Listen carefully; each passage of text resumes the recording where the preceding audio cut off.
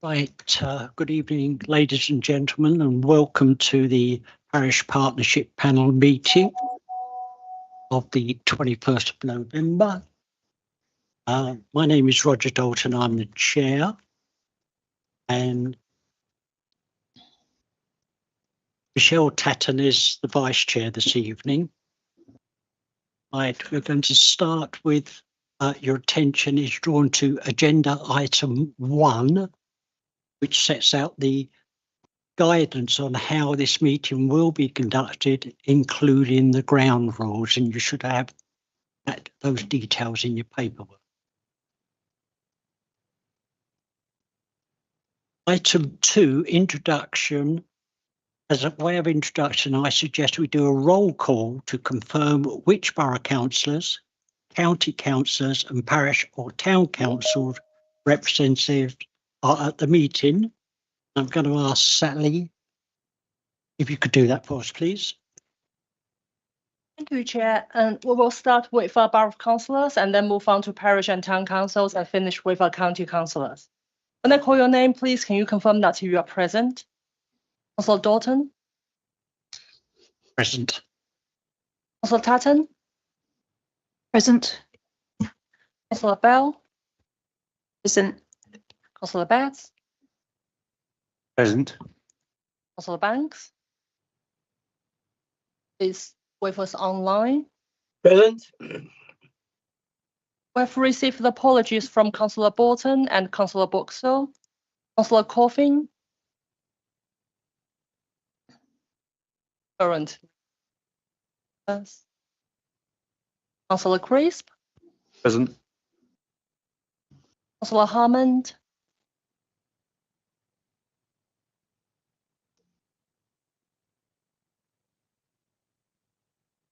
Councillor Hickmott? Current. Councillor Taylor? Present online, thank you. Thank you. And okay, we will now moving on to parish and town councils. I will call by the name of the parish and town council and would be grateful if one of their representatives can please confirm that they're present. I will start with the second vice chair from Borough Green, Councillor Sue Butterfield is with us online. Present. Thank you. And Addington? Yeah, or online. Aylesford? Not here or online.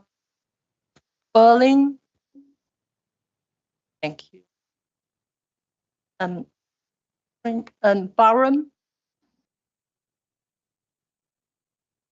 Eaton? East Morley and Luckfield?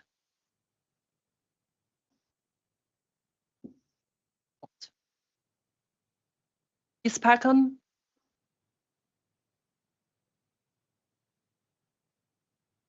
Patlow? Thank you. Hildenborough? Thank you. Item? Thank you. Kings Hill?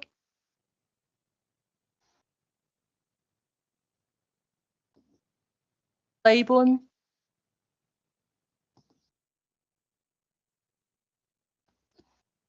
Merriworth? Orphan? Present. Online. Thank you. Platt? Present online. Oh, thank you. Blackstone?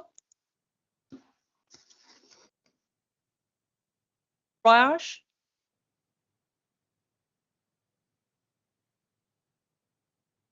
Gibbon? Present online. Thank you. Notland? That'd be me.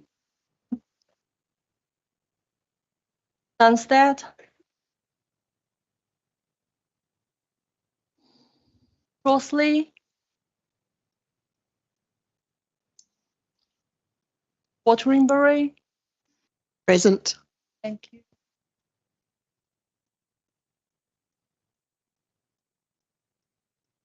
Westmoreland. Present. Thank you. West Peckham.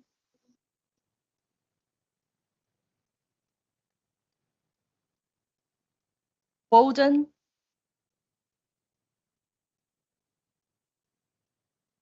Bruton. Present. Thank you. And we will now move on to county councillors. Dean. Not here or online. And I can see Councillor Holder can't be with us here tonight, but she's online. Yes, present Councillor Holder. online. Thank you. Councillor Hudson. Present. Councillor Kennedy.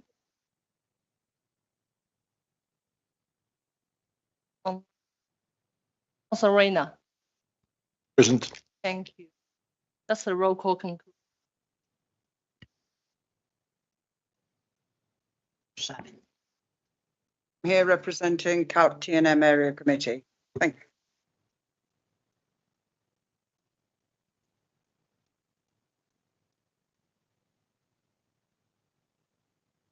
Chair, can I give Councillor Coffins apologies, please? Thank you.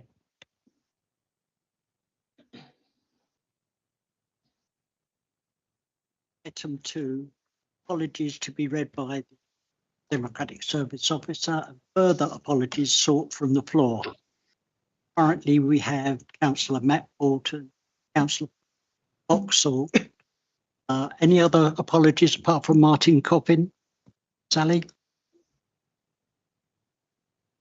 Apologies from Councillor Sarah Holder and Councillor Sue Butterfield, who can't be here in person, but they're online.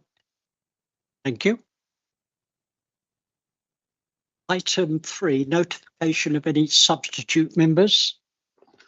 Thank you.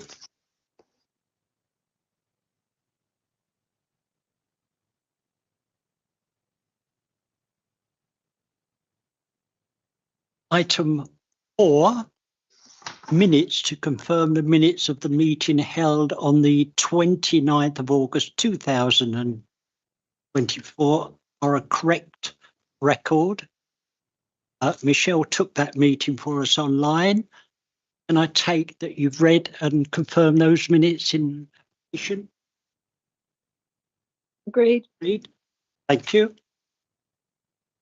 Item 5, update of actions identified in the last minute. Has anyone anything on the minutes they wish to update or comment on? This is not an opportunity to reopen a discussion, but further information can be sought out of the meeting. Harry?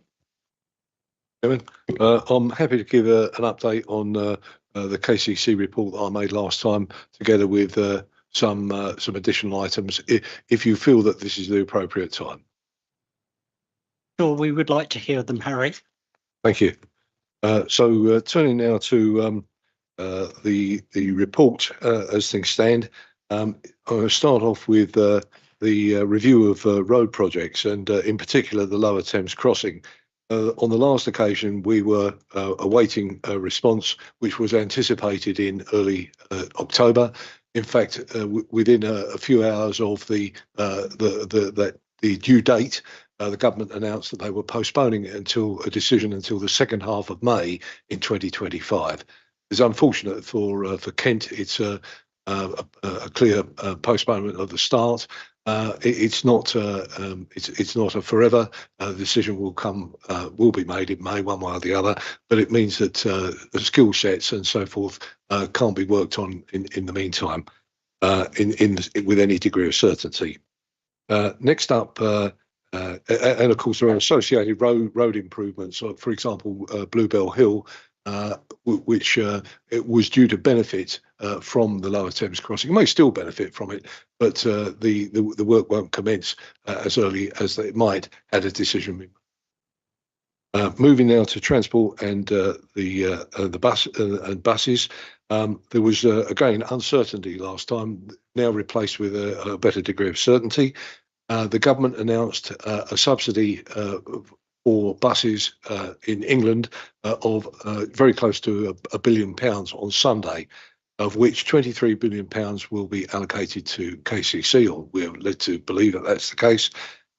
This is effectively the son of BSIP2, the Bus Service Improvement Programme, and obviously we hope that this will be put to help with the existing services and possibly lead to improvements in existing Kent bus services.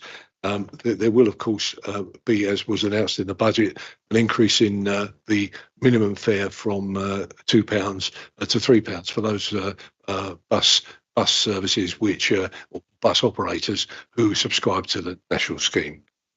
I was asked previously in connection with VAT on fees for private schools and the impact that this is likely to have on KCC. At the moment, and I only asked the question of the cabinet member for schools and education on a couple of days ago. The position is as yet unclear, but the trend is certainly towards people looking, in particular, those people who are in SEND independent schools where they haven't got an EHCP, which is actually the greater number. It's about 60% in Kent who attend those type of schools, and the impact on them is likely to be quite severe. But at the moment, the groundswell is only just starting and nothing to report either way as it stands. Turning now to the EU entry and exit arrangements, which we were waiting for with trepidation, I have to say. I'm pleased to say that the implementation of this has now been postponed indefinitely, and should the situation change, I will happily report to the EPP with any update. Thank you very much. The final one from last time's catch up is the asylum seeking children situation has improved considerably. The Home Office have got their act together in a way. It's still not something you'd want to write home about, but it's a big improvement on the situation previously, and the number of children both coming in and leaving the county is at record levels, and I'm pleased to say that there's been a big improvement so far as KCC's the number of children that they are catering for its category. I think suffice to say that that covers the most of what I wanted to say from last time. A few points that I would just make here. The devolution continues apace. Since I last spoke to you, there has been some correspondence between the both Tier 1 and all Tier 2 authorities into the Minister, and discussions continue with Angela Rayner's department and Jim McMahon, the requisite Minister. Next on is the impacts on the budget on KCC.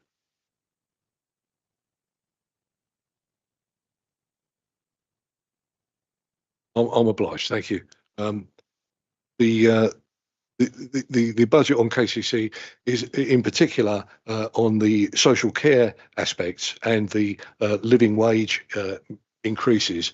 KCC has a large number of both directly employed and also indirectly employed people working in the social services sector, who are likely to be, and the consequences, the costs related to what has come in the budget, particularly on the NICs and the starting, the base point for these to be implemented, are likely to be very detrimental on KCC. The full figure is not yet to hand, but numbers are being worked on.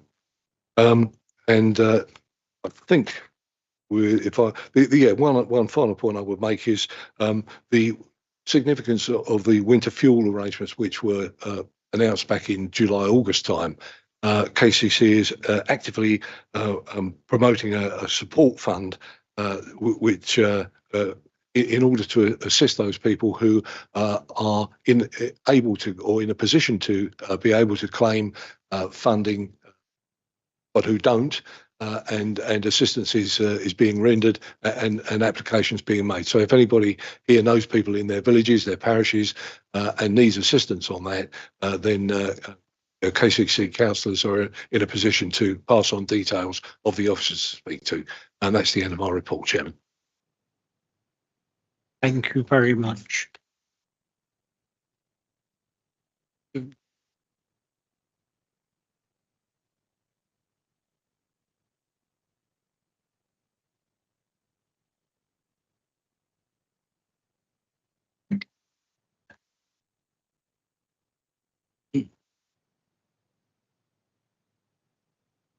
Right.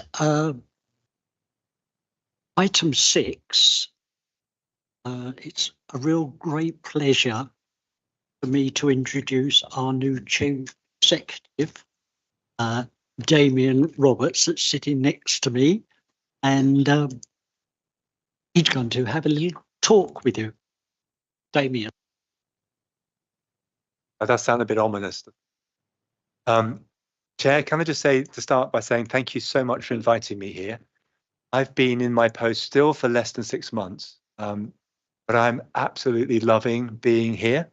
I feel very lucky to be associated with an organisation with such great members and such great staff, and with such a clear commitment to supporting our residents and contributing positively to the quality of their lives.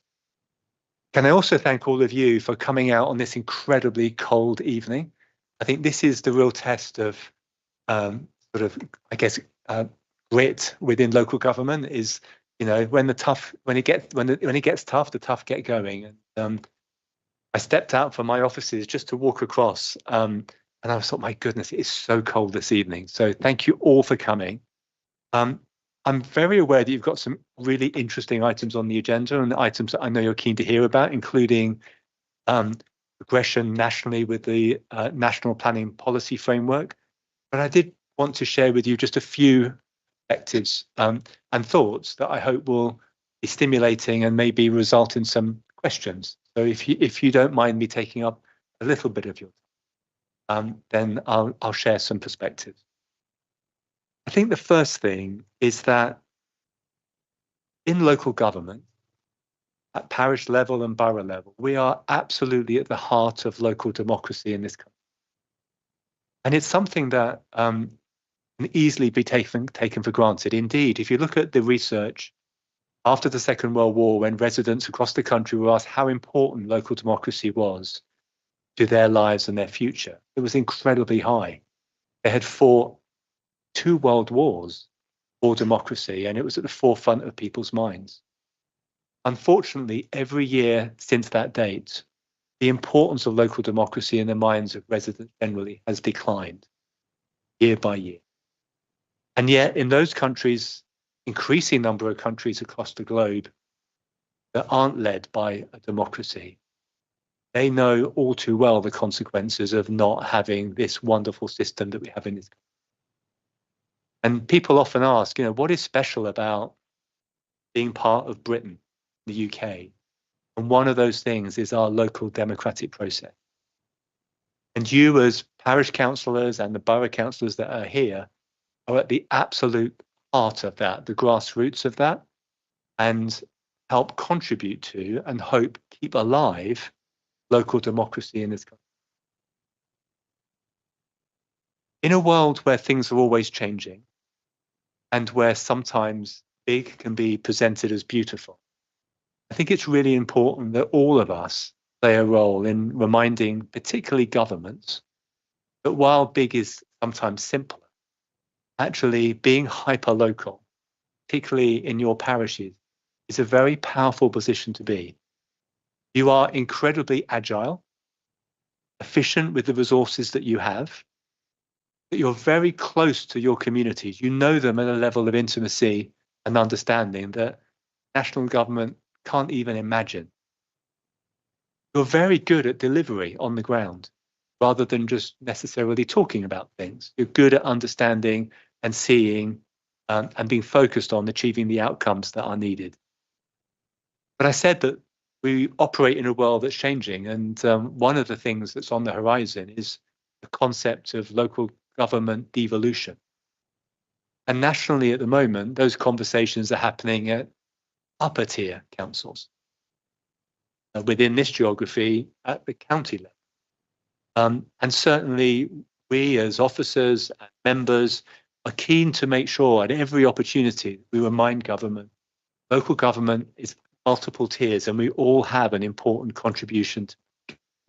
And that while big could be better for something, small is absolutely beautiful for all the reasons that I've mentioned.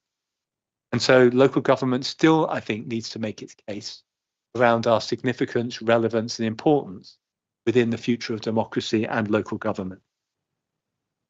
So what are one of the strengths that maybe separates out parishes, towns and parishes and borough councils in a world that sometimes feels more challenging, more divided, more polarized?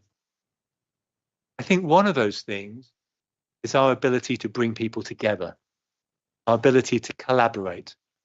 We're too small to do everything. That's a kind of reality that we all recognize. But if we work with others, with community organizations, with local groups, with different tiers of local government, with local businesses, we can achieve a huge amount together. But it relies on being extremely good at teamwork, at collaboration, at bringing people together. And in a world that can sometimes feel polarized, bringing our communities together in areas that are sometimes controversial and difficult. Sometimes, if people are left to their own devices, actually pulls people apart.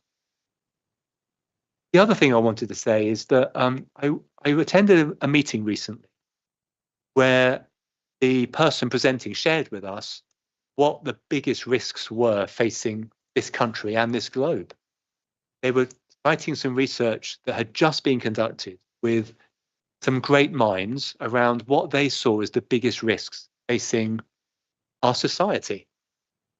And I was expecting them to say things that we're familiar with and are really important, like climate change, really important, like the risk of armed conflict, which is really important. But actually, they mentioned trust. And in particular, they mentioned the growth of misinformation, disinformation, and the damage that was causing to communities and societies who could no longer be confident in the things that they were hearing and being told.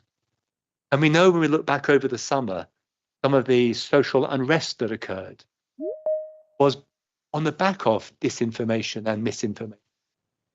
And I think it started to dawn on us in this room that actually that was a very powerful observation.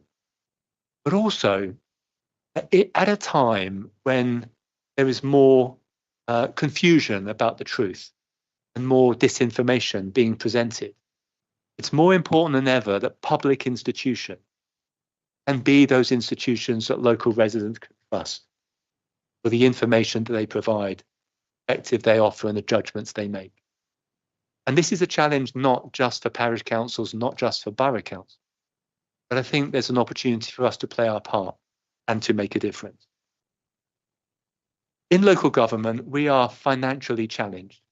You are, as in parishes, and we certainly are in boroughs and in the county, my goodness, with adult social care, children's social care and special needs transport. And therefore, somehow, through all of that, we have to find a way to focus more of our attention and resources on prevention. In this country, we've reached a point which is not dissimilar across developed countries, where the life expectancy is now starting to stall and fall for the first time, where new generations are potentially facing a lower quality of life than that of their parents, which was unheard of when I was young, where diabetes rates, where obesity rates, where cancer rates, where challenges around mental health are going in the wrong direction. So even if people are able to live a long time, the final years of their lives are not in good health, and people are living with long-term health conditions.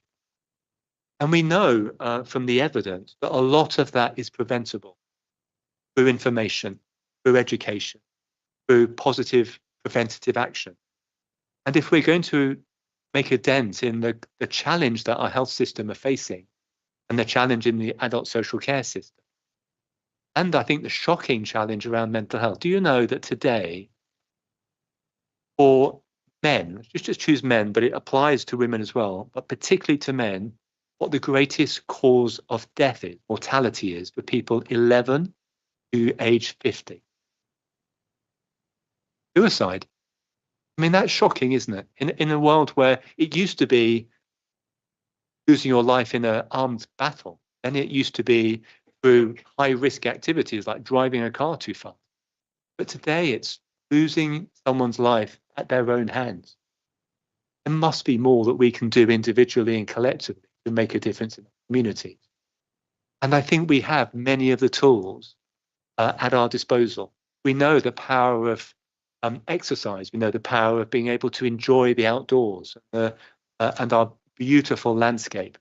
The power of community, dealing with people who are increasingly living on their own, socially isolated. There are so many things that we can do individually and collectively with the assets we have to make a tangible difference in the community. And then finally, I wanted to say, being representative politician is an increasingly challenging role to have. You face more difficulties than ever in a world of social media and polarization. And many of you have to be very brave to do the things that you do because of the backlash that sometimes you can get just by holding a view or a position. And so I wanted to say thank you to you for doing the job that you're doing, for being an example to new generations that we want to also stand up and be politicians and represent their community. Thank you for sometimes being brave, for being resilient, particularly on cold nights like this. And the work that you do that sadly often gets unnoticed to try and make a tangible difference in the quality of life of your residents. I, for one, am incredibly grateful, and I know the future of local government depends on people like you. So thank you very much. On behalf of people, to thank Damien for those comments he's made. Now I would like to put a question to Damien.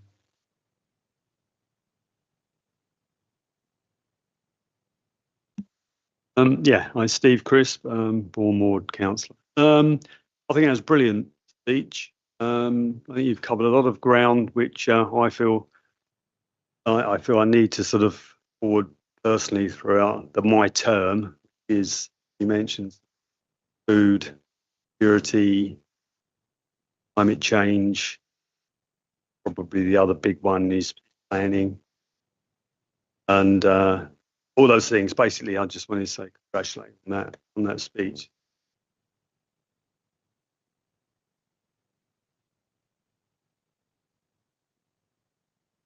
I think really just to say thank you. I mentioned that we live in a changing world, and there is a temptation when change becomes overwhelming. Certainly the pace is accelerating and the scale of change is extraordinary. Is that there's a temptation in our communities to hold on to the status quo, to wish for things to be the way they used to be.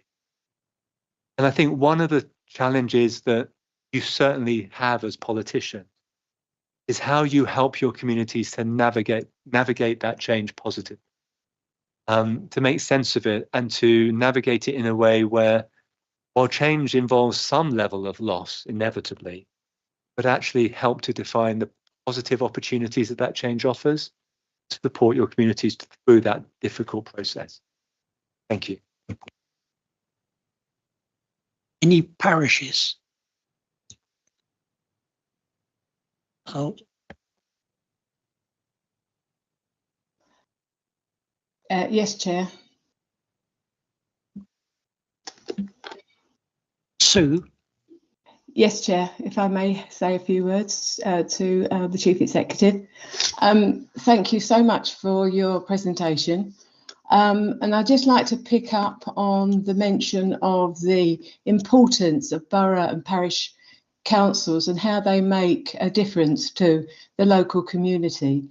As a parish councillor, quite new in Tunbridge and Morley, I find that the volunteers, which we are, work so hard, and we are really dependent on the briefings we get from our borough and Kent County councillors who come to our meetings and give us an overview of what's going on, so that we can then go back and tell our local community of what we think is happening, and so they're better informed. And then this gets over this misinformation that always gets bandied around in local villages, etc. But transparency and working together, like the Parish Partnership Panel, I think is really vital in moving forward, especially with devolution on the agenda, because there's going to be more asked of us to do for better work and to help during these difficult times. So I would like to say personally and on behalf of the parishes that I represent, thank you so much, and we look forward to working with you. Thank you. Thank you, Sue. Mike Taylor. Thank you very much, Chairman. Damien made me feel very guilty talking about coming out on a cold night, but in my defence, I've got to say I am very, very old.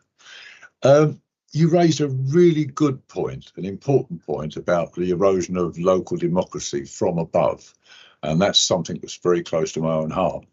That is evident in planning, and we are working hard across the borough, officers and members, to address that by increasing transparency and the opportunity for ordinary people to have their say in the way the process develops. And the Parish Partnership Panel is a very important part of that talk. Thank you very much. Thank you, Mike. Any more from the floor?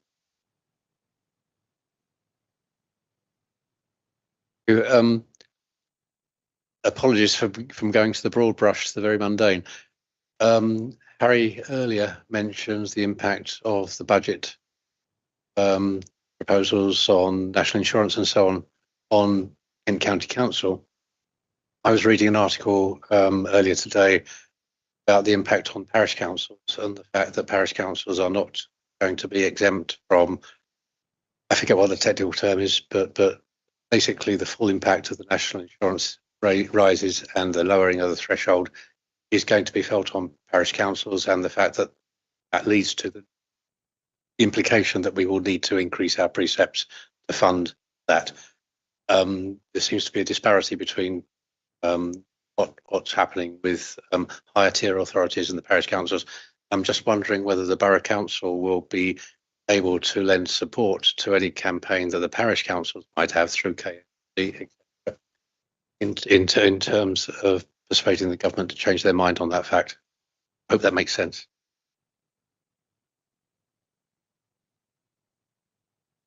Any questions for our chief exec?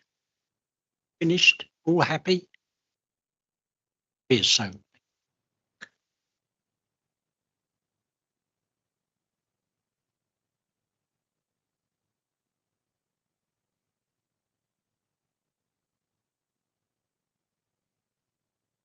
Thank you, Chair.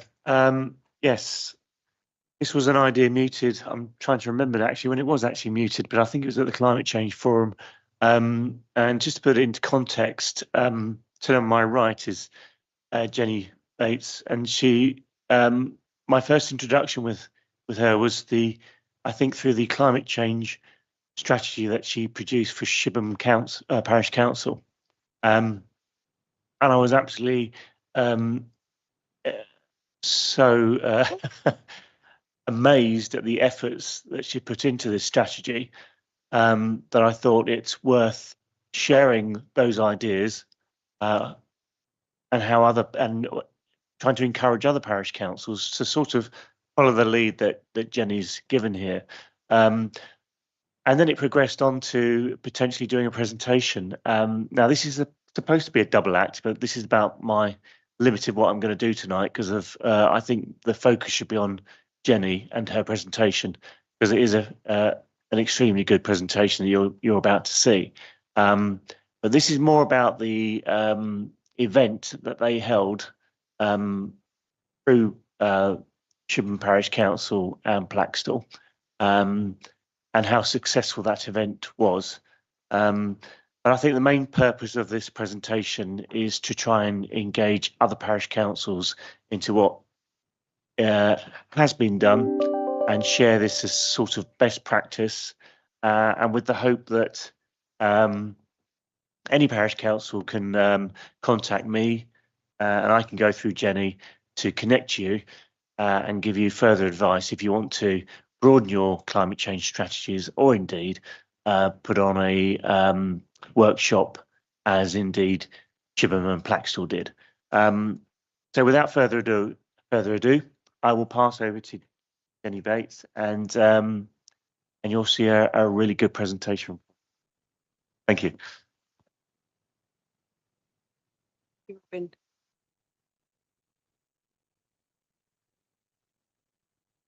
Yeah, I'm not very experienced in this. Right, well, Robin's very nicely introduced you, but I'm going to skim through this really quickly. Not a slide, but not very much to say about each one of them. And you can pick up a PDF here if you haven't already got one here and take home, or you can actually get it online. So if you've got any questions after this, please feel free to contact me or Shibburn Parish Council. They'll send on inquiry,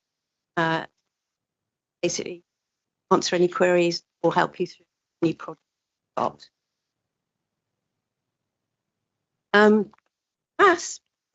That's the Community Action Shibburn and Plaxtal, was born out of the Shibburn Climate.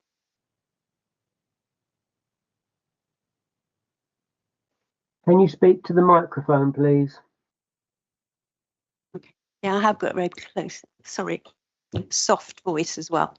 Okay, so the council, Shibburn Parish Council, produced the strategy after we declared a climate change emergency in September 2021.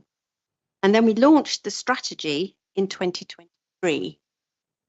One of the actions in the strategy was to set up an independent community climate action group. And we started in March 23, and then we joined in with members from Plaxtal because we realised that we shared similar challenges. And that's at the point where we became PAS. Our first community event was to attend the Shibburn annual August Fete in 2023, and again this year. And then September this year, with grant aid from the borough, from the Community Development Grant Scheme, thank you very much, we were able to run the Burning Issue event. We recently submitted an application to the Community Energy Fund for a grant of £40,000, and I'll tell you about both those.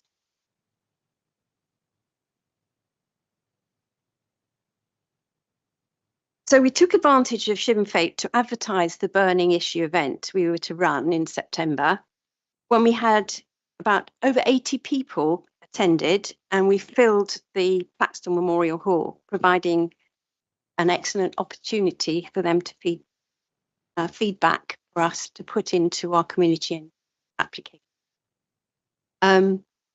which we submitted at the beginning of October this year. And we're hoping to get a good response as a Christmas present. We're just really hoping for that. In the meantime, I'll be giving a presentation to West Moorling's climate group. And we're also working with Sevenoaks Climate Group and keeping in touch with an organisation called Community Energy South, who I will speak to you about later. In the new year, we'll be setting up a table at the Shibburn Farmers Market so that people can actually come and talk to us about what they want to do for small things as well as the bigger things, talk to at the burning issue. So why is a strategy so important for a parish or a climate action group? It's a way to find out what actions are needed and which ones will have the most impact. And it really isn't difficult to produce a parish strategy. If you want to see how Shibboleth did it, you can download it from the Shibboleth Parish website, and it might be helpful, but it's by no means the only way you can do it. It doesn't have to be complicated. The impact tool,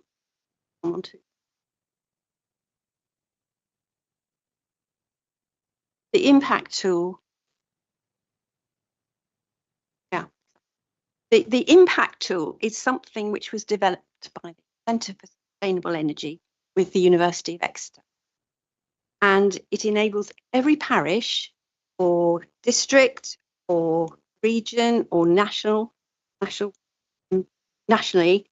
to see what their carbon footprint is. And from that, producing an action plan is really not that difficult. We couldn't have done it without it. So the difficult bit is actually fulfilling the actions later on. This is what the impact tool will show us. See, on the left-hand side, it is actually fulfilling the action. There's a big red blob, and that is Shibboleth and Plaxton emissions through using oil. So that was obviously something we needed to really address. If you look at the difference between what's happening in Shibboleth and Plaxton, what's happening over the borough, and what's happening in the average, we are not doing that. You've got a hidden slide here, which I'm not coming up, but it is actually, that will tell you, looking at it, what all those red, yellow and blue things were. And we don't do very well in any work. So, dipping a bit, isn't it? Yeah. Yeah. This one's so after we reduce our need using fossil fuel, the first thing we needed is to improve insulation. But after that, one of the most important things and easy things to do is to put solar panels up to generate energy and look for opportunities within our village for arrays and move from oil to alternatives to fossil fuel for heating. And if we had a combination of all those things, even without arrays, we would probably be able to cut our emissions so much we might actually be net contributors to the grid. So it's really, really important that we look at the figures on this slide come from South East New Energy and the Kent County Council Energy and Climate Change. You can see there's an awful lot. A few panels on lots of roofs. So this is one of the reasons why we chose to home in on the use of oil, our burning issue, to help people move away. The programme we put together was divided in two parts. The first part was what we can do as individuals in our home. And we had some presentations from people who brought heat pumps and PV panels and batteries and talked to us about how to do it and what it would cost. And we had Carrie Spencer. She was very, very helpful because she actually covered for two presenters who couldn't come. And Carrie, I want everybody to know, thank you very much. When she gave the presentation on grants. And then we had a roundtable discussion and feedback on the barriers that we found making changes. This led on to the second part, what we can do as a community together. And Community Energy South came, and we presented what we were going to do if we were lucky enough at the community fund money.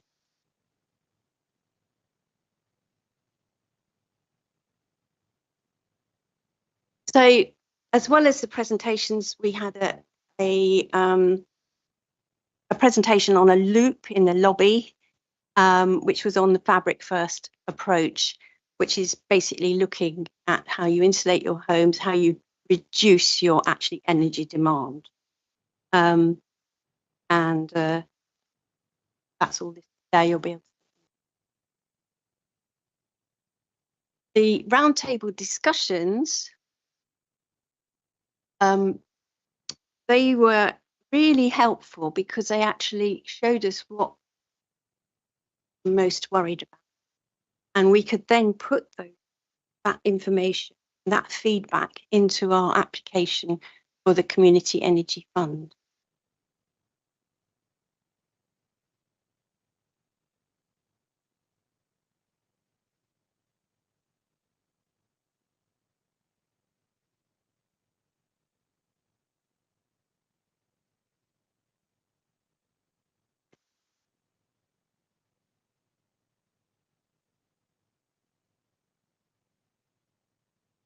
Well, yeah, why is community action? I really appreciated what Damien said now about all working together.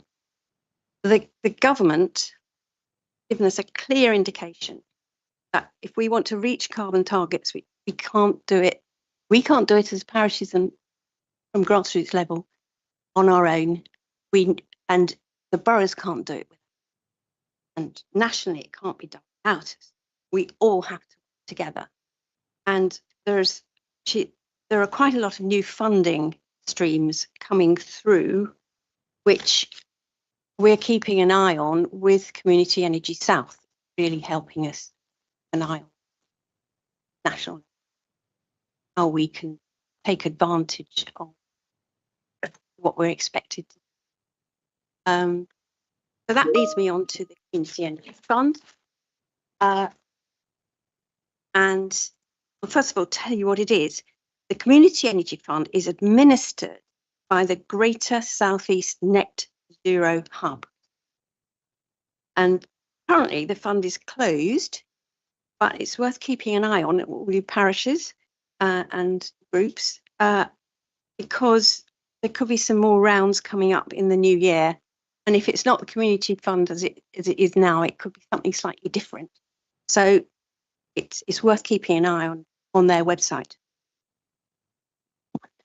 In a nutshell, what we could do is the fund would enable us to work out how we could set up a hub of information, rather like that provided by West Bristol and Energise Sussex Coast.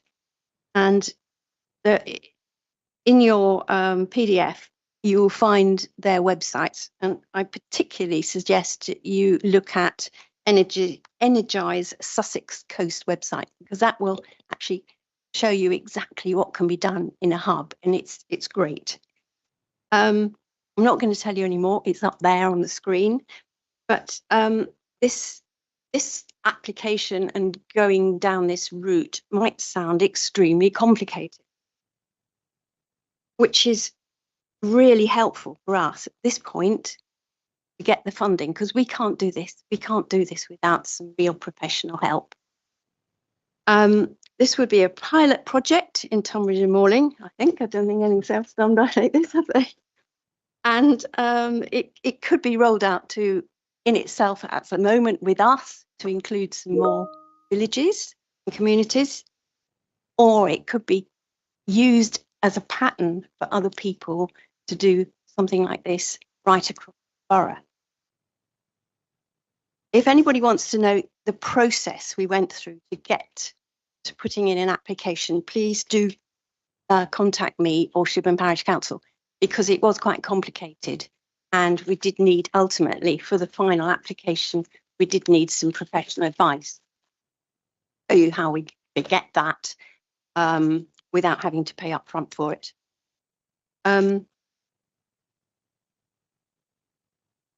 Those are the two websites.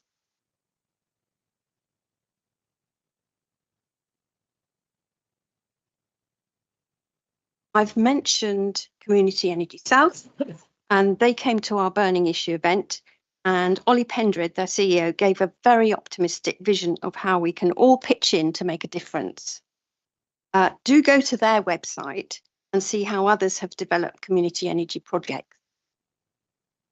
A lot of new funding streams are coming through from Community Energy South, but in order for us at grassroots level to really benefit from them,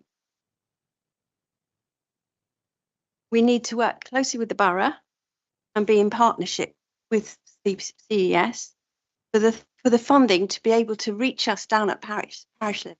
It comes through the borough. So it's really important that Community Energy South and the borough really work together in some form of partnership. And I think that those conversations have already started between Robin and Ollie. This is how their path work. And this is a diagram of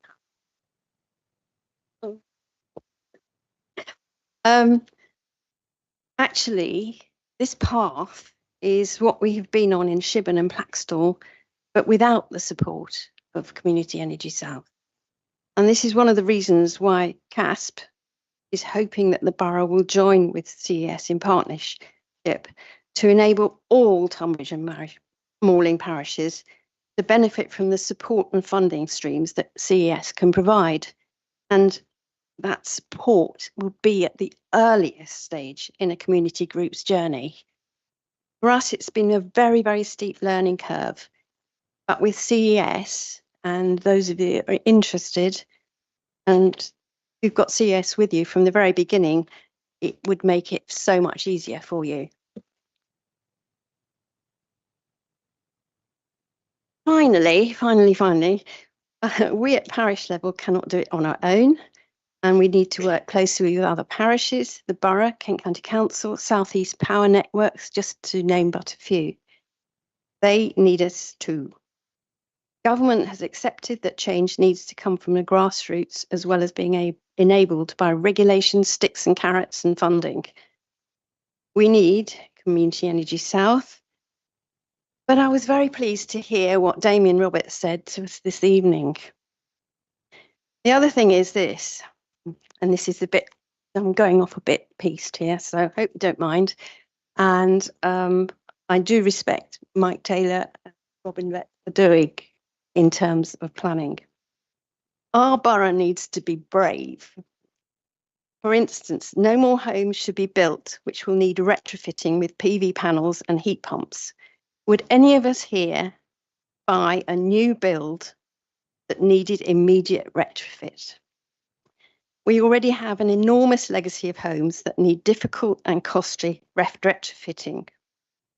Our local plan is currently being developed.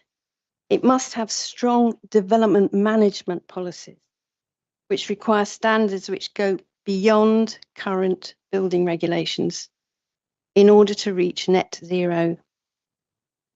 Other local authorities have done it already. So can Tunbridge and Malling. The law, planning practice guidance and national policy does support it. Parishes need to let borough councillors and officers know, and this is special message to all the parishes here, how seriously we take it and support the councillors and the borough in their efforts. If we have to have huge housing numbers allocated in our beautiful borough, do let's ensure that the quality of those homes is excellent. So, thank you so much for listening. Do join us. We're all on a steep learning curve, and let's do it all together. Thanks, Phil.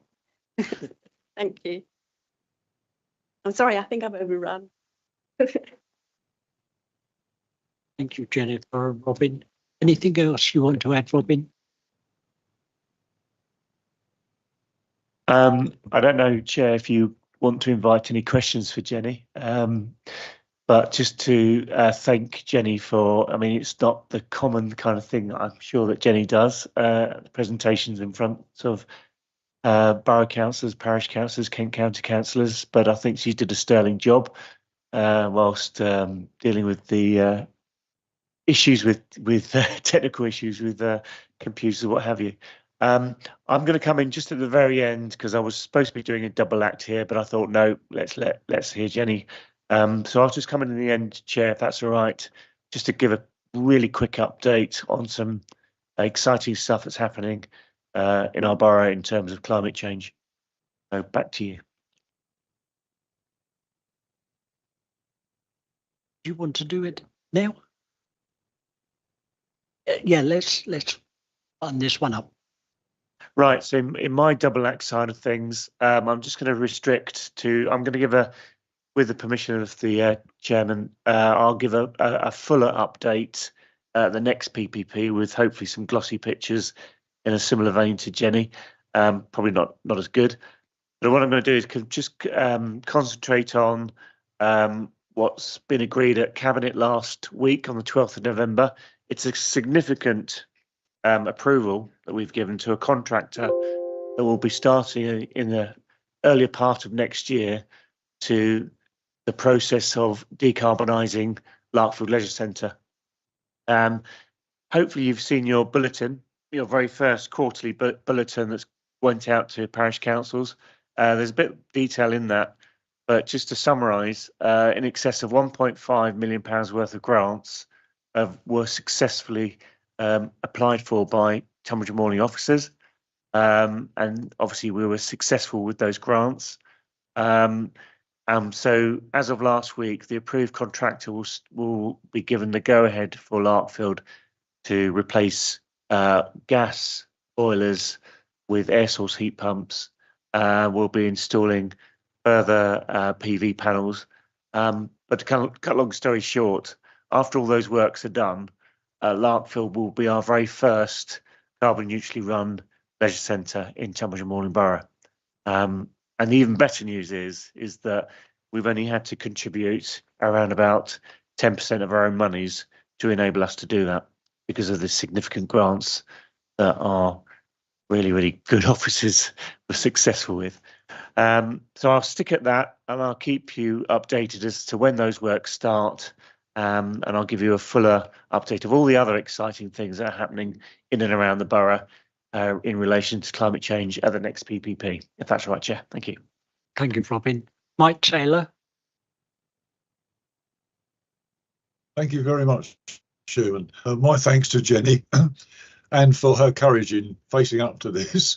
I attended her workshop in Plaxtal and it was truly inspirational.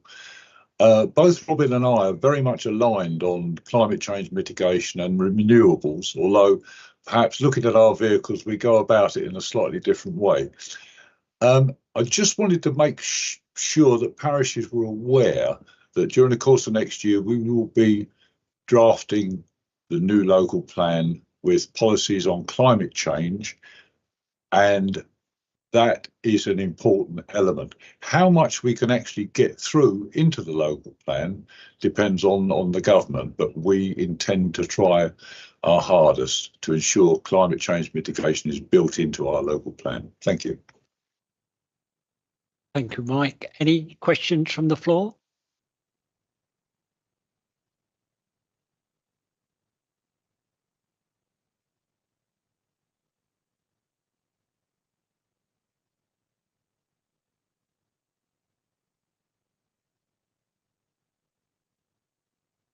Can't hear you, Sarah. To encourage parish and town councils to use the impact tool. This will be really your, as Jenny said, your first point to get your action plan, and T&M Area Committee will be promoting this and helping you to get on the road to do this. Again, thanks to Jenny for sort of getting this all started. Thank you, Jenny. Thank you. Next item is item 8, the overview and improvement of planning enforcement. This item was raised by the Kent Association of Local Councils. So I'm going to invite the chair, Sarah Barker, to speak first. I would remind people that any specific site cases should be raised with planning services via email and not at this meeting to ensure a timely response. Sarah? Thank you, Chair.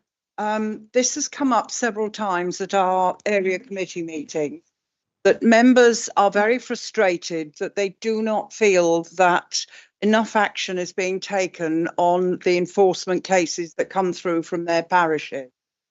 And also that there isn't enough communications back to the parishes. I heard second or third hand that there'd been some restructuring within the enforcement. So that spurred us on at our last meeting to put this forward so that parishes could learn exactly how the enforcement department, who the people are, and how they are actually working. And that is basis the crux of the request this evening. Thank you. I'd like to invite, for people that don't know, we've got James Bailey here, who is the head of planning, and Simon Cullen sitting directly in front of me, who is a principal enforcement officer. So who wants to start? You? Maybe if I just go ahead of Simon quickly, mainly on the basis, because I think I'll head the point that you've addressed just a minute ago in terms of restructure. I came into the council two and a half years ago, and we looked at restructuring the team. It wasn't just enforcement. We looked at creating a major projects team, and enforcement was one of those areas. To cut a long story short, the council has injected a lot of time and resource and money into creating, in effect, the planning enforcement manager post, and Simon is occupying that position at the current time. And alongside that, we've also got a senior officer in terms of planning enforcement, and obviously a planning officer in terms of enforcement. I'm sure Simon will go through that in a bit more detail. I just thought it's quite right at this time to say that the council has kind of listened to the issues going forward and has put quite considerable investment into the team at the current stage. And obviously I'll hand over to Simon now to go through some of the presentation matters. Thank you. Can you hear me? Planning enforcement.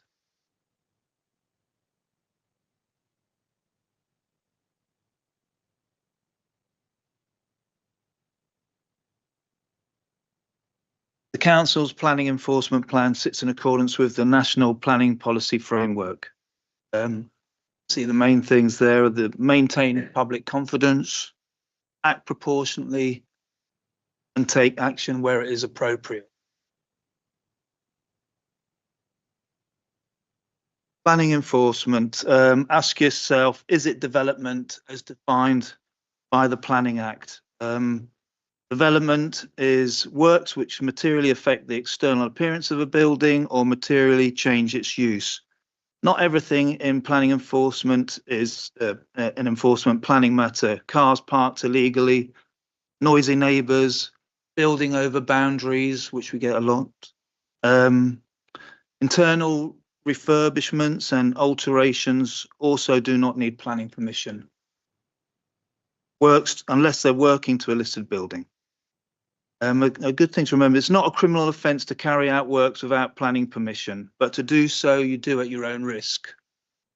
It is a criminal offence to work to a listed building without consent or a TPO tree. With the plan, we prioritise cases. So the top priority be works to a listed building or works to a protected tree. We try to get out there within the first 1 to 2 days. A high priority would be something that causes significant harm within the conservation area, and we try to get out there between 2 to 5 days. Medium is development causing medium harm, which includes extensions, outbuildings. That's 2 to 10 days, and then low Low priority would be fences, sheds, variations from planning permission. So the initial investigation, what happens is we have to look up if it falls within its permitted development. First, we see if it's development, then we check if it's falls within PD, what's permitted development, and they are quite extensive and they change a lot and they're quite relaxed. So you can build a lot within PD. So you have to really make sure you get your facts right and they don't fall within PD. And then you obviously see, does it have planning permission? You look at the history. How to help us or the enforcement officer is really always, if you can, provide photographic information. Don't get yourself into trouble, but that does help.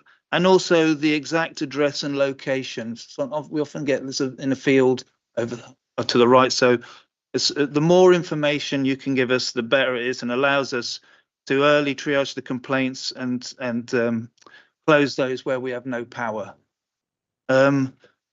Changes of use can be tricky. We get a lot of some people working from home. It needs to be a material change, and this is often a matter of fact and degree. There is sometimes a grey area where people are using their homes for business. The more information you can provide about how a property is being used, the more helpful this is with our investigation. That is a photo from Tonbridge that someone said there was industrial cooking happening in the house. I think they're just annoyed by the smells of the cooking, but that was the cooker. So it's just a sort of common sense is, are they advertising? So if it is advertising and things like that. Okay, so the immune from enforcement also, how long has the development been in place? Operational developments, for example, extensions and things like that used to be 4 years. The Levelling Up and Regeneration Act has changed that. So now everything is 10 years. So that's given us a lot more sort of strength, because now changes of use were always 10 years, unless it was a change of use to residential, that was 4 years. But now everything is 10 years, including, well, a breach. If you're in breach for 10 years, it becomes immune. That's the immune. So for us, if we have a case and it's not immune, it doesn't fall within permitted development, and it doesn't have planning permission, we'd send a warning letter where we would advise the person that they need to regularize the development, would say what the development, what the breach is, and with their options to remove it or submit an application. It is always open for anyone to build and then put in an application after. The letter will state the breach, what their options are. Yeah.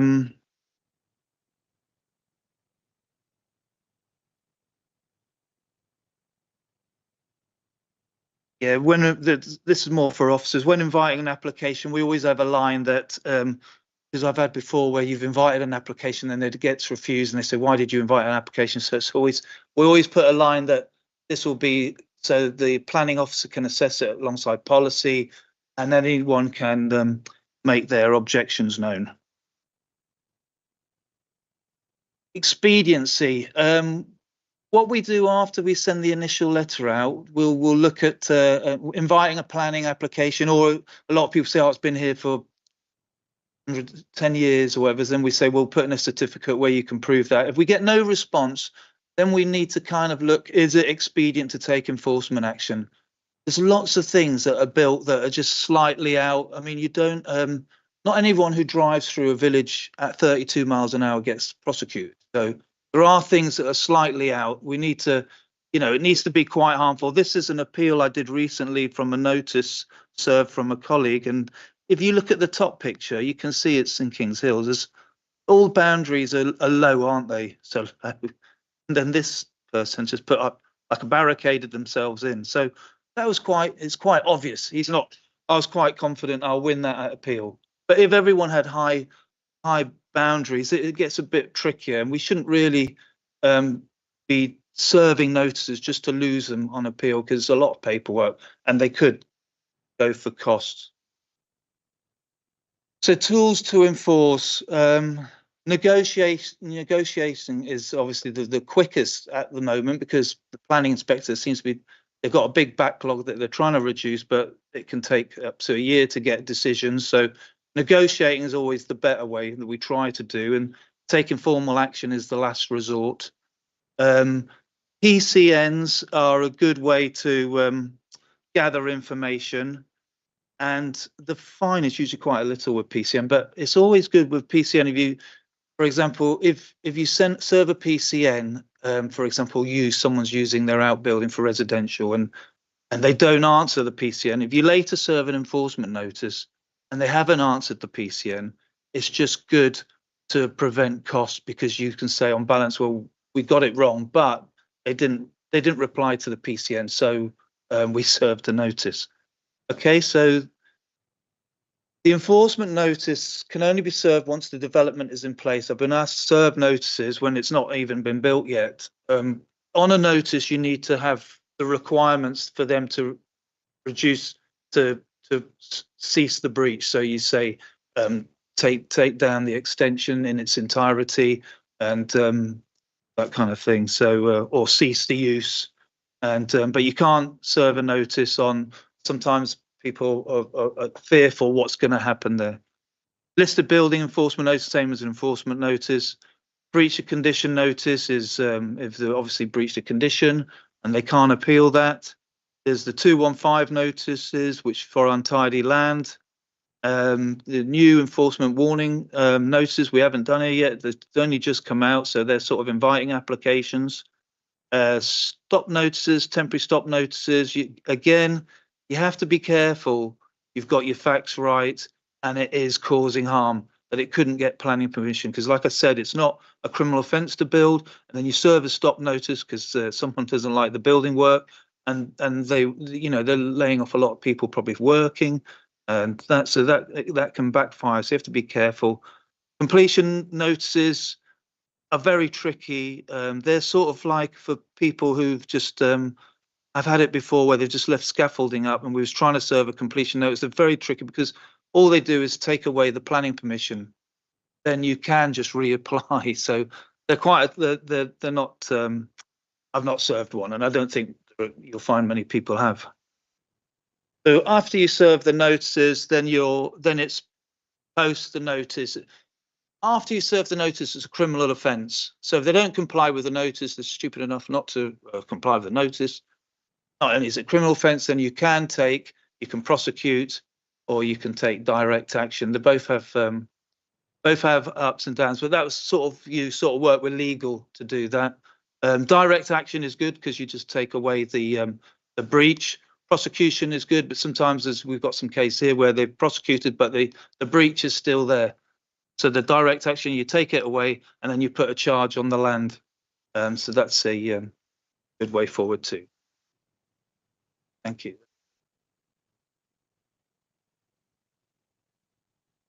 So I just wanted to highlight sort of enforcement is quite a complex element. And in terms of, and the things that if I ask sort of members to take away tonight, it's on the basis that investigation, we have to make sure our facts are correct before we go and take any action. We have to make sure that either through planning contravention notices or through site visits or investigation, we have to make very thoroughly sure of any breaches that are occurring before we decide to take any action, because there's a consequence in terms of there's consequences from enforcement notices, from stop notices. There's a compensation element if you get it wrong, or if it's a nullity, the council then can be up for costs on those bases. So enforcement investigations do take time. Some take longer than others, and the reasons for that is sometimes it's the investigation. You're gathering information over a period of time. You may know a breach has occurred. You may know an offence. You're not standing still. From the 100% green. Oh, you may know there's a potential offence has been committed, i.e. TPO trees have been cut down, but what you're doing is you're gathering the evidence behind the scenes before you decide further action.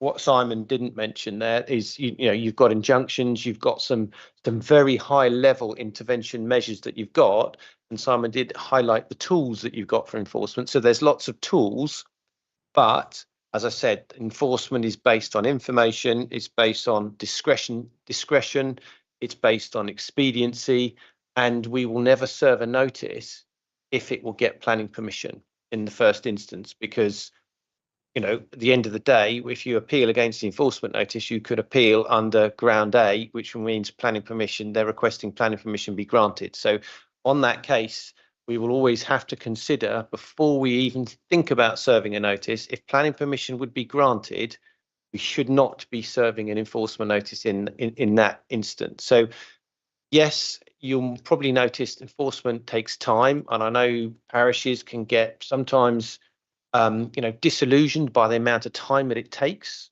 in terms of enforcement, when exactly you're living in the moment when all those issues are going on. But as I said, we have lots of steps that we have to go through, and that's before we even hit the legal steps. Before we even decide to take any action, that's in terms of the officer level. But then when we do decide to take action, we've got to go to the other steps in terms of compliance, in terms of legal, to make sure that the notice is correctly drafted, it's clear on its face value, so it follows all the step procedures. So I think I'm just outlining that enforcement is a complex process. There's lots of meandering ways that you go down, and there's lots of investigation matters. So hopefully tonight's just given you a very brief sort of interlude or overview in terms of the powers that you've got, the processes that we go through. Yes, sometimes the difficulties, because I can appreciate in terms of my team, there's lots of pressure that come from yourselves to the borough council members, who then come to the officers, and then we have to then sort of take a pragmatic approach through the minefield. And actually sometimes we have to sort of deal with the member expectation, and sometimes that is that we actually can't take action on these particular sites. There are certain measures we can do, certain measures we can't do, and it's about dealing with expectation. But I do agree, communication is key. And the reality is that if we're not communicating, that's something that we need to be doing, because it's only an email or picking up a phone to say, well, this is where the case is at this time, we can't do anything because we're still investigating. So I agree on that point, and there are things that we need to do better. We had a recent audit from enforcement, which did come out well. One of the issues that came out in terms of was a communication issue, in terms of we set out in our local enforcement plan, we set targets and visits, and we weren't necessarily meeting all of those and recording them. So there are actions that we need to take forward, and as I said, it's moving the goalposts. We need to make sure that we address those points. But I do agree, communication is a key element of that, especially with the parish councils, and obviously with members who are key on that element. So hopefully that's given you a very brief overview, and I will say it is quite brief. Simon's really shortened in terms of what is there, because there's lots of information. We will try and put those slides out. I'll speak to Sally in terms of the communication, so you'll have access to those slides later. Okay, thank you. Thank you, Simon and James. I've got 3 people remotely want to ask a question. Can I ask from the floor any questions you want to put to James and or Simon? But can I stress, do not mention a specific case, because you are being recorded, and it's out there in the public domain. Thank you, Chair. I just wanted to thank James and Simon for answering, I hope, are all the questions that parishes have raised in the past. And communications, as I've said, has been the main problem. When you're sending the slides out, I wonder if you could put clearly on the slides or in the minutes the actual contact email address that you want to use. That would be very helpful, and I will reiterate that within our next meeting in December, so that everybody is aware of that. Thank you very much. Thank you, Sarah.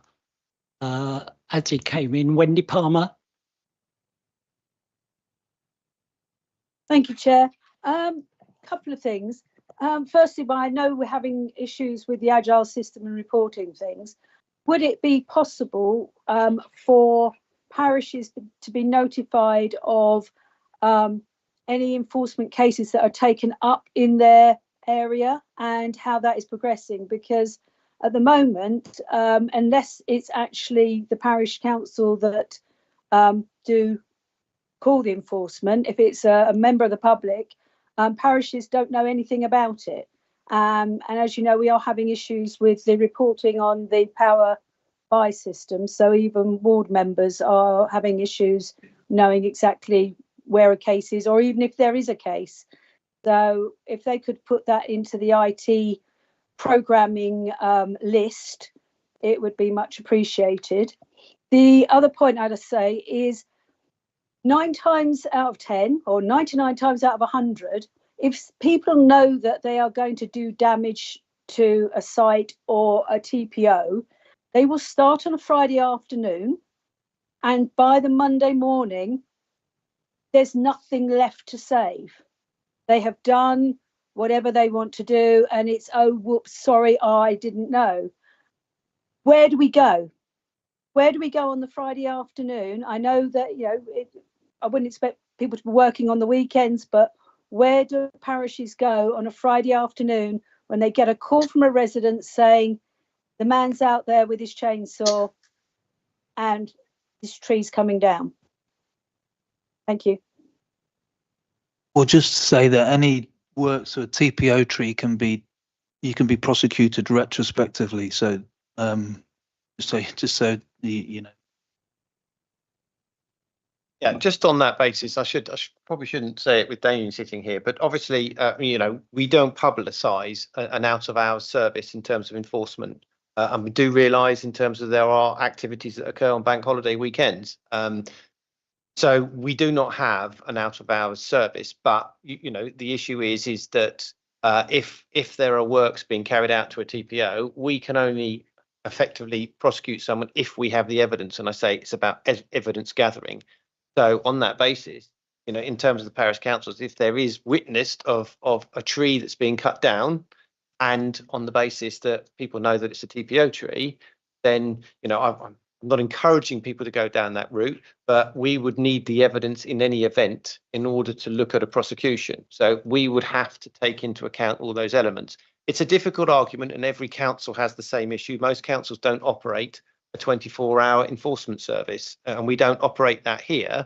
So, you know, it's difficult to give you a positive answer on that basis. If someone starts cutting the tree down at 6 o'clock on Friday night, they know that there's no enforcement officer available in most circumstances, and that would be true.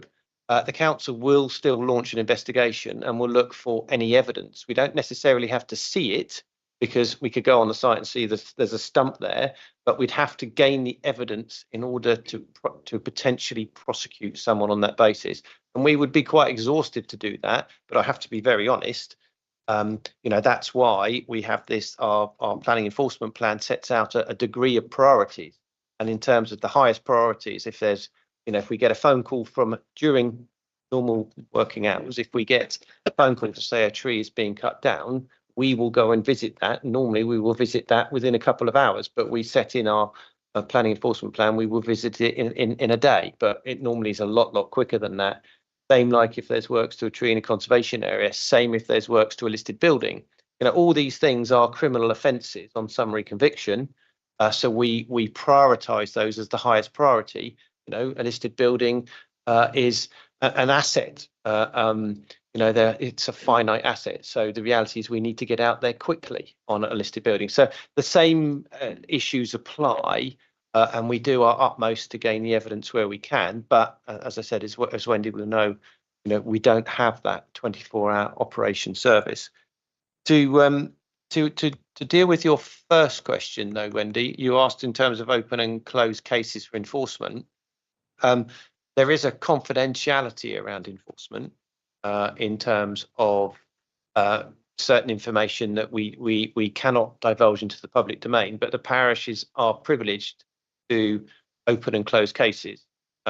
So that is something that the parishes do have, but it's not something for public consumption because there is confidential information in those elements. So there is already a degree of parishes knowing in terms of cases that we receive and cases that are closed, but as I said, it only goes to the parish councils. It's not for further consumption around the parish. Okay, thank you. Thank you, James. Mark Rhodes. Chairman, thank you. I'm not a member of PPP. Can I just ask a bit of clarification on the S215 any land, untidy land, sorry. Does that mean any land? Thank you. James?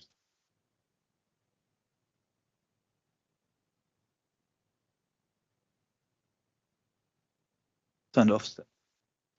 Privately owned land. If it was public land, like county land, we wouldn't enforce on that. We would just let county know. I've also had complaints before where people have dropped rubbish or tipped into their garden or on their land, and I've explained that the 215 would be served on the owner of the land, so that would be fly tipping. So I don't know if that answers your question.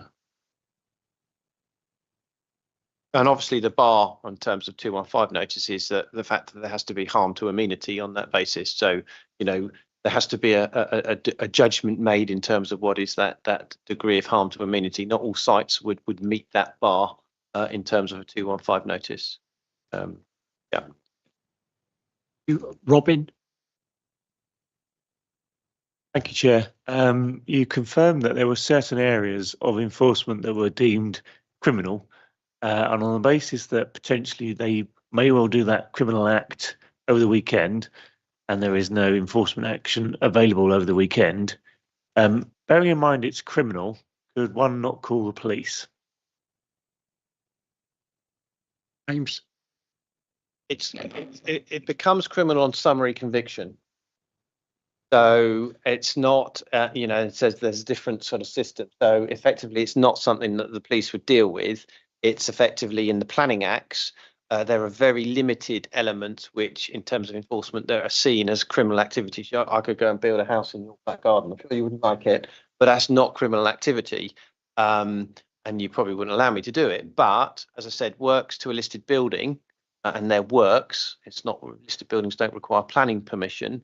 It's works. So if you were to say to take down an internal chimney stack, or take down a chimney, or remove cladding, something on the building that's integral to its character, that effectively is set out in the Act as being, on summary conviction, a criminal activity. So if we had the evidence again, that those works were carried out and we knew who carried them out, then effectively we could take that individual to court on that basis, not only serve a listed building enforcement notice, we could also prosecute that individual for works, because under the Planning Act, it is a criminal offence, and if they're convicted on summary conviction. So there are certain elements, same like trees, same like TPOs, trees in conservation areas, adverts as well. If you erect an advert without consent, again, these are all what the government deems being sort of harmful to sort of amenity. And now on that basis, the council does have the ability to seek a prosecution on that individual. And if they were convicted, then there will be a criminal conviction. But again, as I said, you know, the bar is quite high. As soon as you're going into court, the bar is high. It's not on balance of probability. You know, it's beyond reasonable doubt. You know, so that there's a difference between, in terms of the planning bar judgments that you have to make. Most of the stuff we do in planning is on the balance of probability. So it's, you know, it's a much lower bar. As soon as you go in terms of criminal elements, it's, as I said, beyond reasonable doubt, which is what normal Crown courts use or magistrates courts use. So it's a much higher bar, and they'll be looking for that evidence. And again, it always comes back to the reasons why enforcement takes time is the level of evidence that you need to have, because if you're going to go for almost a criminal conviction, the bar is high when you're taking it. I don't know if I've added anything else that Simon's here. Okay, thank you. Thank you, James. Damien? Thank you, Chair. And just wanted to add that in the circumstances that have been explained and the limits of the council's powers, it's more important than ever that when we do prosecute, have a successful conviction, and an individual or a company pays a fine, that we absolutely share that information far and wide to make sure that it reinforces the view that if you do these things, you know that you're breaking the law, that you could face the prosecution and face these fines, because I fear that there may be developers out there or individuals who think that they can do this and then not to be any consequence. I can't, as has been indicated, we can't guarantee there'll be consequences in every case, but when we are successful, we absolutely want to get that message out and encourage you to get that message out as well within the community. Thank you. Damien? Westmoreland? Thank you. I just wanted to ask about who exactly it is committing the criminal offence. I mean, is it the contractor, the tree surgeon, whoever's doing the work, or is it the owner of the property, or is it both? Both.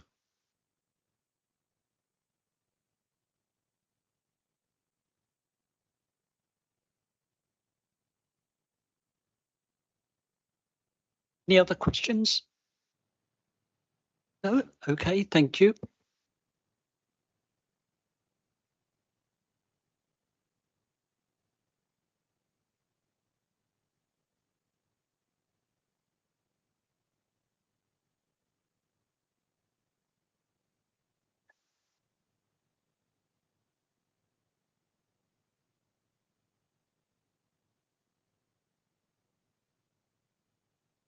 Well done.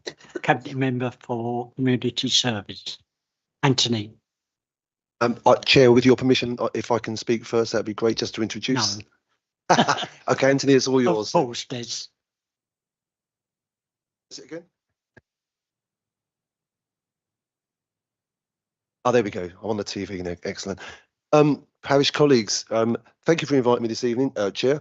As Roger just said, I am the Cabinet Member for Community Services, and my portfolio includes community safety, and as such, I chair the TNBC Community Safety Partnership, which is a strategic group of enforcement bodies that make up the decision making and how we set our priorities for the year ahead.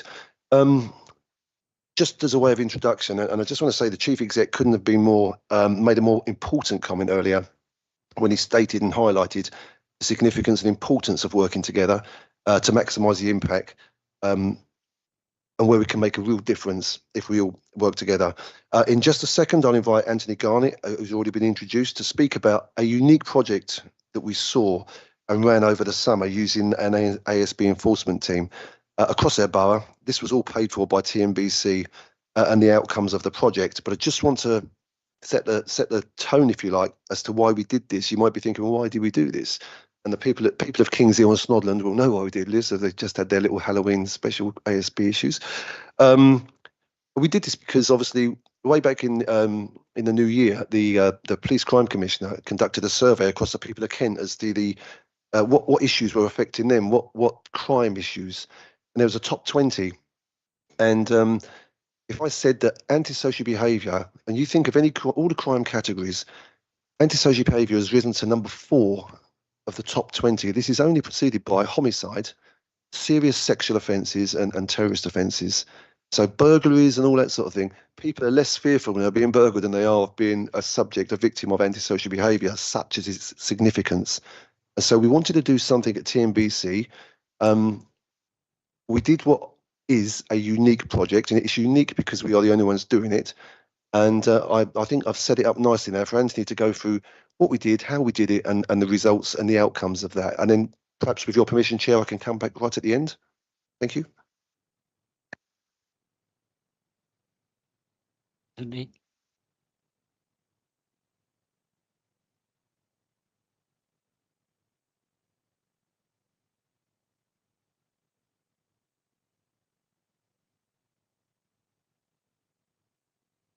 Thank you, Chair. I'm just going to share my.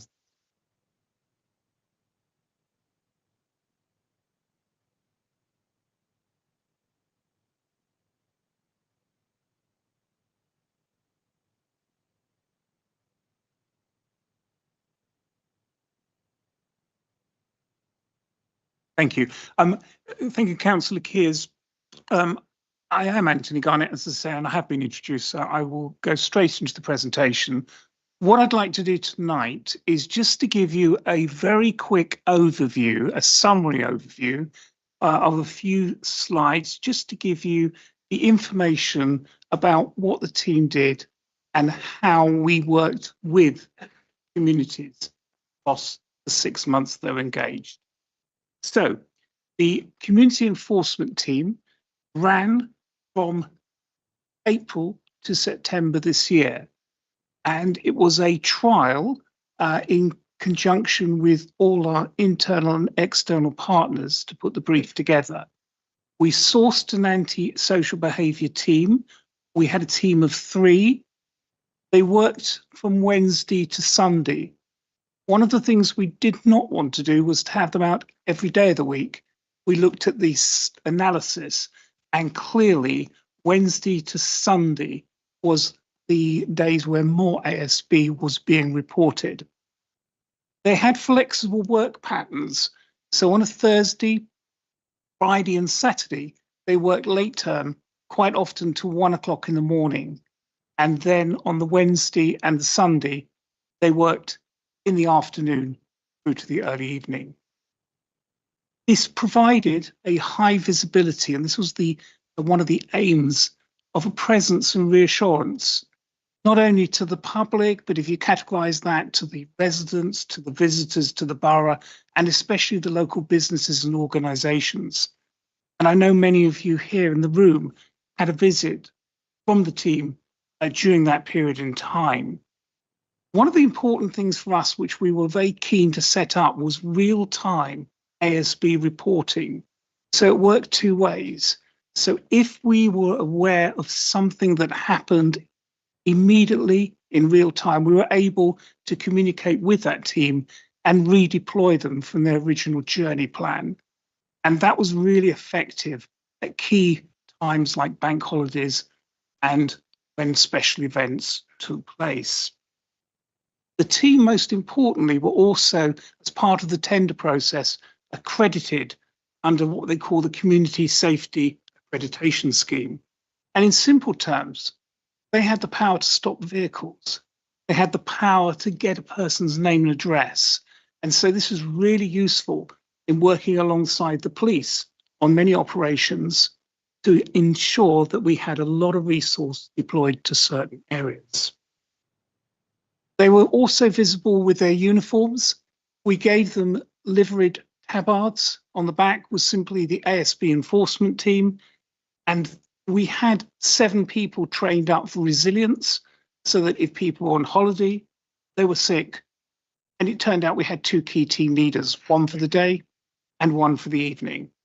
They had body cam, and everything that was happening was recorded.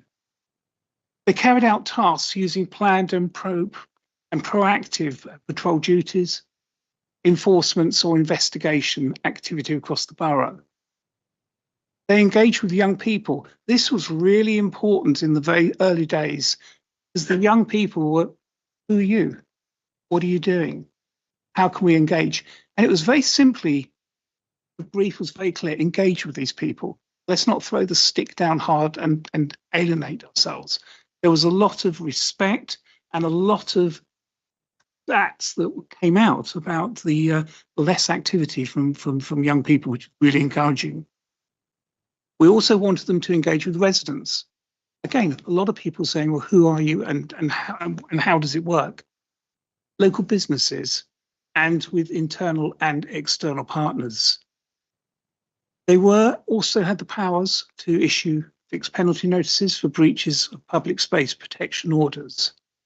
But the priority this year was really to engage with all different types of people. I will just give you the summary. That's a busy slide. The planned workload came from intelligence. So the intelligence came from the community safety weekly meetings, and that's where we talk with the police, the housing associations, and wardens, members who reported their own ASB concerns, and also concerns that came in from parish councils and other interested parties. The work then was put together for a 2-week programme in advance, and we had what we call an open Teams link so that we could add to the plans and they could add to the plans in real time. So if we had information coming in that we wanted to redeploy them, we could do that immediately. And that was really, really helpful. And I've got to thank Alison Finch and her team for doing that in the antisocial community safety team. So let's just look at a couple of the stats. This is the police stats, hence you haven't got a paper here today because I cannot publish these formally without permission, but I can show you these and in this format. So I'm focusing on the April to September figures, and this shows the last 4 years. Now, obviously in 2021, we all remember the third lockdown that occurred in January and the very low level of activity. And then the last 2 years when we were planning this, you could see it was quite high in April to September.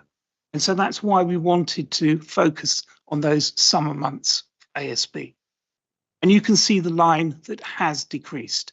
Now, I'm not saying that was solely through this ASB team, but in Tunbridge and Malling, they had such a significance, and we had inquiries, as Councillor Kears has also alluded to, from Medway, who wanted to know what the model was. And even Bromley, where the same team were, who do the evening, were interested in what we'd set up in the real-time intelligence back and forward. So that was really helpful. If we look at the rolling year as well, we can see the line decreasing that period in time.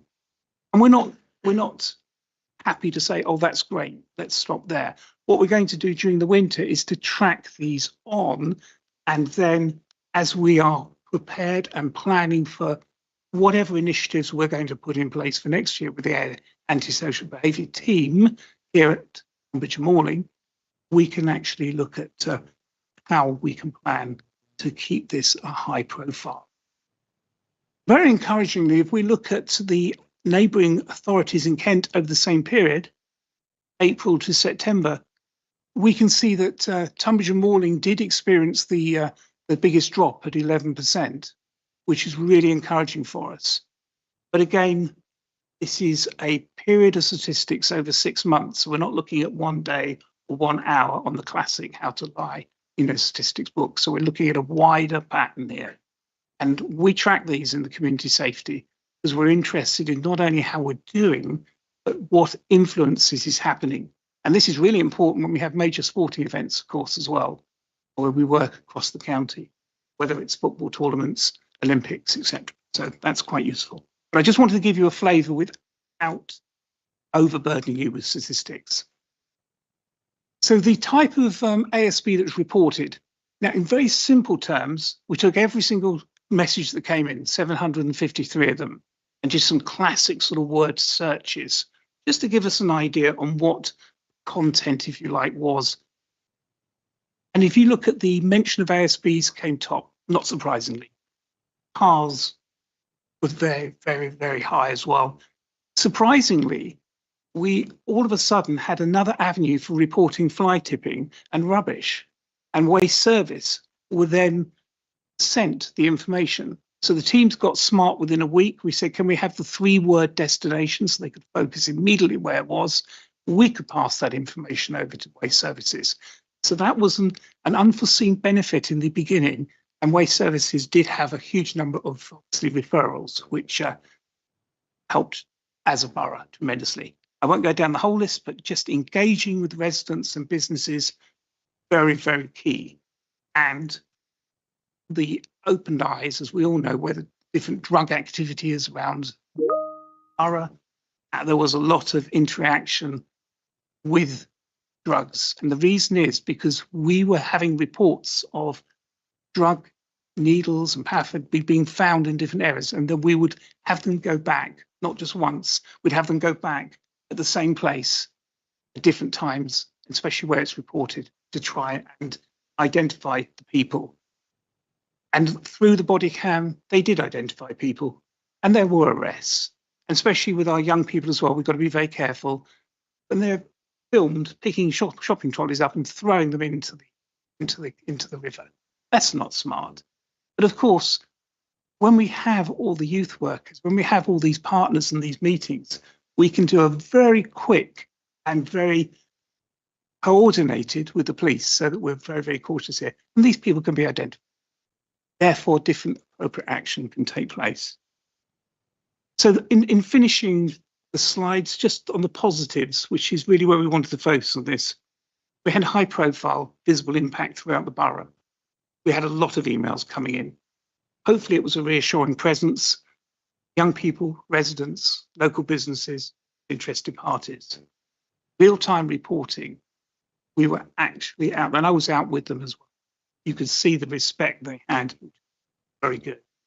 They actually handed out the QR codes, little business cards with QR codes on, so people could just put their phone on and report additional ASB. Police numbers of ASB fell. Our internal reports of ASB coming in obviously rose, but we use that as a marker to say where we're going to deploy them. I can't tell you how many times we actually did changes, like playing a chess game, but it was really, really important to have this tool with these people out there. The 80 incidents of fly tipping and the working days were Wednesday to Sunday, where there was at the peak. Now, I'm going to finish by saying I can't confirm that we're going to do the same next year, because this is not a cheap exercise. This was an exercise that Tunbridge and Malling wanted to invest in next year. We would love to do it. We know the costs of what it takes to do it properly.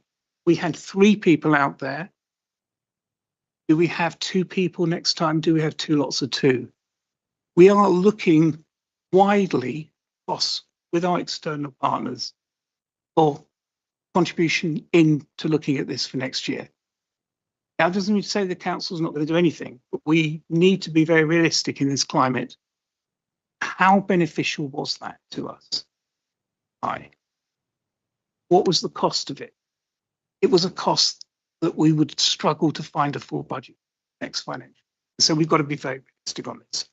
Chair, I'll stop there, and with your permission, I'll hand back to Councillor Kears. Thank you very much, Chair. Thank you, Anthony, for that. A brilliant insight, although I've read it a million times, but thank you for that. Yes, I mean, the facts are there, aren't they? This is a fantastic scheme.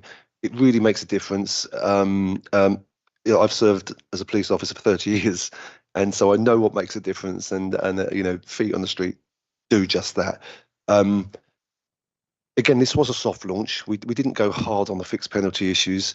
We wanted to breed familiarity. We wanted people to see Tunbridge and Malling doing something around their issues around ASB.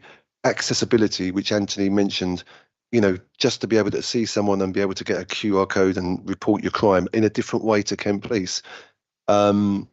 Reassurance, I think we achieved that. Everyone who came into contact with our team were more reassured than before the conversation started.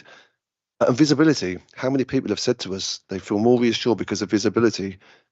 Look, as a police officer, an ex-police officer, Kent Police do a brilliant job. I'm biased, really biased, but they do an absolutely brilliant job, but can't be there when you need them all of the time, especially around low-key antisocial behaviour. It's absolutely brilliant for us to be able to deploy staff that we've got control of to areas where you want them, the parishes, and we've been out to you. We've had calls from your clerks where we've been able to deploy in your areas, or members of the public. That's the best thing we can actually do, is say, yes, you've got the police, you've also got TNBC, you've got an enforcement arm of TNBC. We talked about the enforcement plan. It's similar but different, if you understand that. And we can deploy to it. We use an intelligence-led product from the partnership, and we put people into areas where we think there's going to be crime taking place. Had the team still been in place, I can assure you, they would have been in Snodland and Kings Hill on Halloween. I can see both representatives nodding their heads, because clearly that was needed. And if this team is about next year, we will have them there. In fact, Kent Police have already reassured me they're going to be there next year, but en masse. But, you know, these are the sort of things we can do. As Anthony alluded to, can we do this again? I really hope so. And I think the follow-up, you know, the big question is, we are going to consult with our external stakeholders. That includes parish councils, to establish, do we still want to continue with this? And is there a way that you can help us achieve our goal of doing this again in 2025? I think I want 4 officers. That's my goal. I'd like to have 4 because then you can have 2 Tunbridge End, you can have 2 North End, Snodland, and those sort of areas. Goal of doing this But they again. do make a difference. I think, Chair, I'll leave it there, and I'd love to take any questions, or Anthony can. Right, from the floor, any questions? Sarah? Thanks very much. Very little about. Just wonder how many might be in. No idea whether it was employed at all. Do hope you communicate with the who do it again. Certainly invite you to our T&M meeting so that it can spread. This, I think, is a fantastic idea because Kings Hill in particular do suffer from Facebook. Everybody reports the crime on Facebook.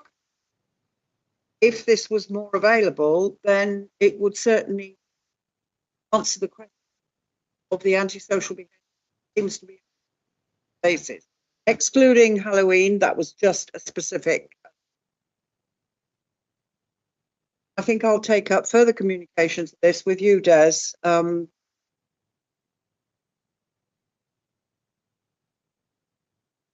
Anthony?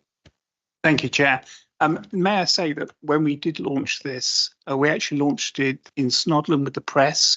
We did consult with all the parish councils regularly on a membership. If there's anyone that we missed, then fine. We did talk to an awful lot of people. And I can assure you that I can't tell you how many tonight, but Kings Hill, they were deployed an awful lot. And there was a huge number of responses back. And as Councillor Kears has said, obviously the fireworks is a bit of a unique problem with the police, which we're focusing separately on, because that's where the groups are coming from Snodland and all the neighbouring authorities for this annual get-together in the Asda car park and around the residents.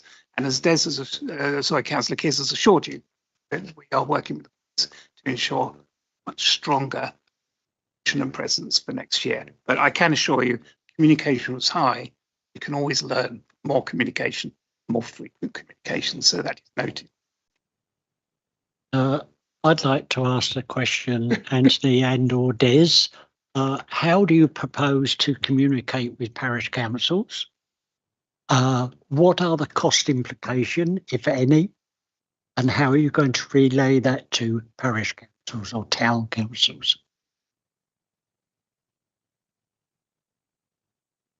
Yeah, thank you for those questions.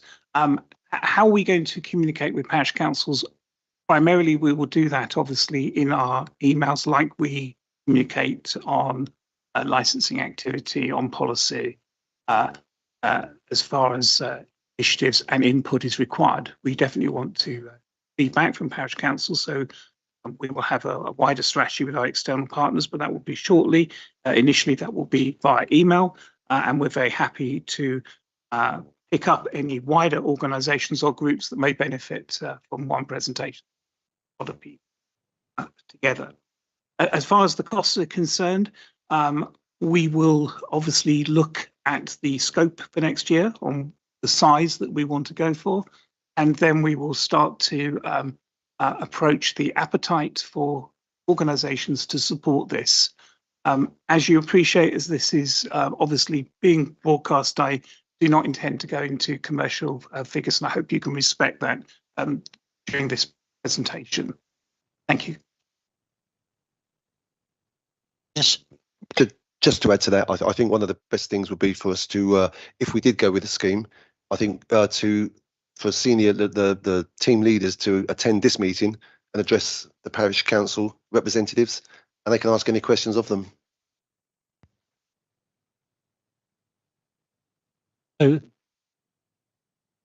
Well, as far as I was concerned, and my residents in Snodland and the rest of the councillors in Snodland, it was a great success.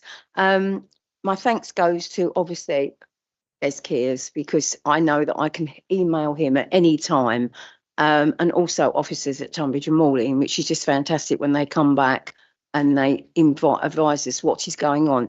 Alison as well, she does a lot of input. She's been in Snodland this afternoon as well, which I'm very grateful for. I think it's a great scheme, and I know other people do have this sort of scheme in other areas that have been spoken about. So it really is good for us to know that we have got something like that has worked really, really well. And as I say, their presidents, it makes people a little bit nervous to begin with, but then they realise what they're there for.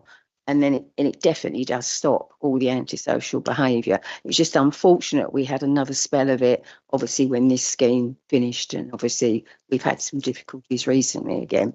And it is a shame. And it's not necessarily people that actually live in that area. They come from outside of the area. This is what you find. But it is quite frightening for people. It's frightening for residents and also shopkeepers as well. And people just can't go about their daily business, or frightened to come out of their homes at 5 o'clock at night, which I think is really quite tragic. So it was good that the way you worked the shifts with them as well.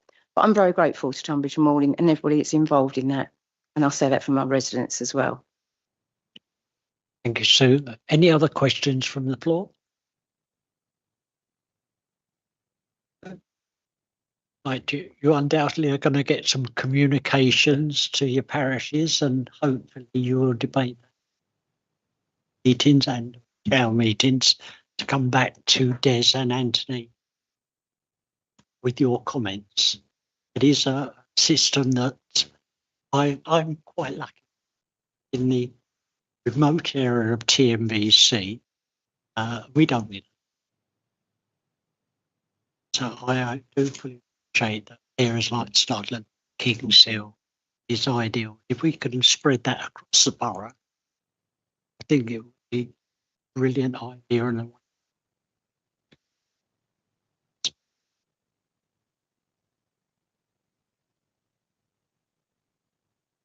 meeting is very, very long this evening. Song. If I get the right page, we don't. Community. Right, item 10. Any other business? Item 1 on that is biodiversity net gain, implications for parish and town councils. Parish and town council are advised to refer to the following links for useful information, and you've got those links down there. Sarah?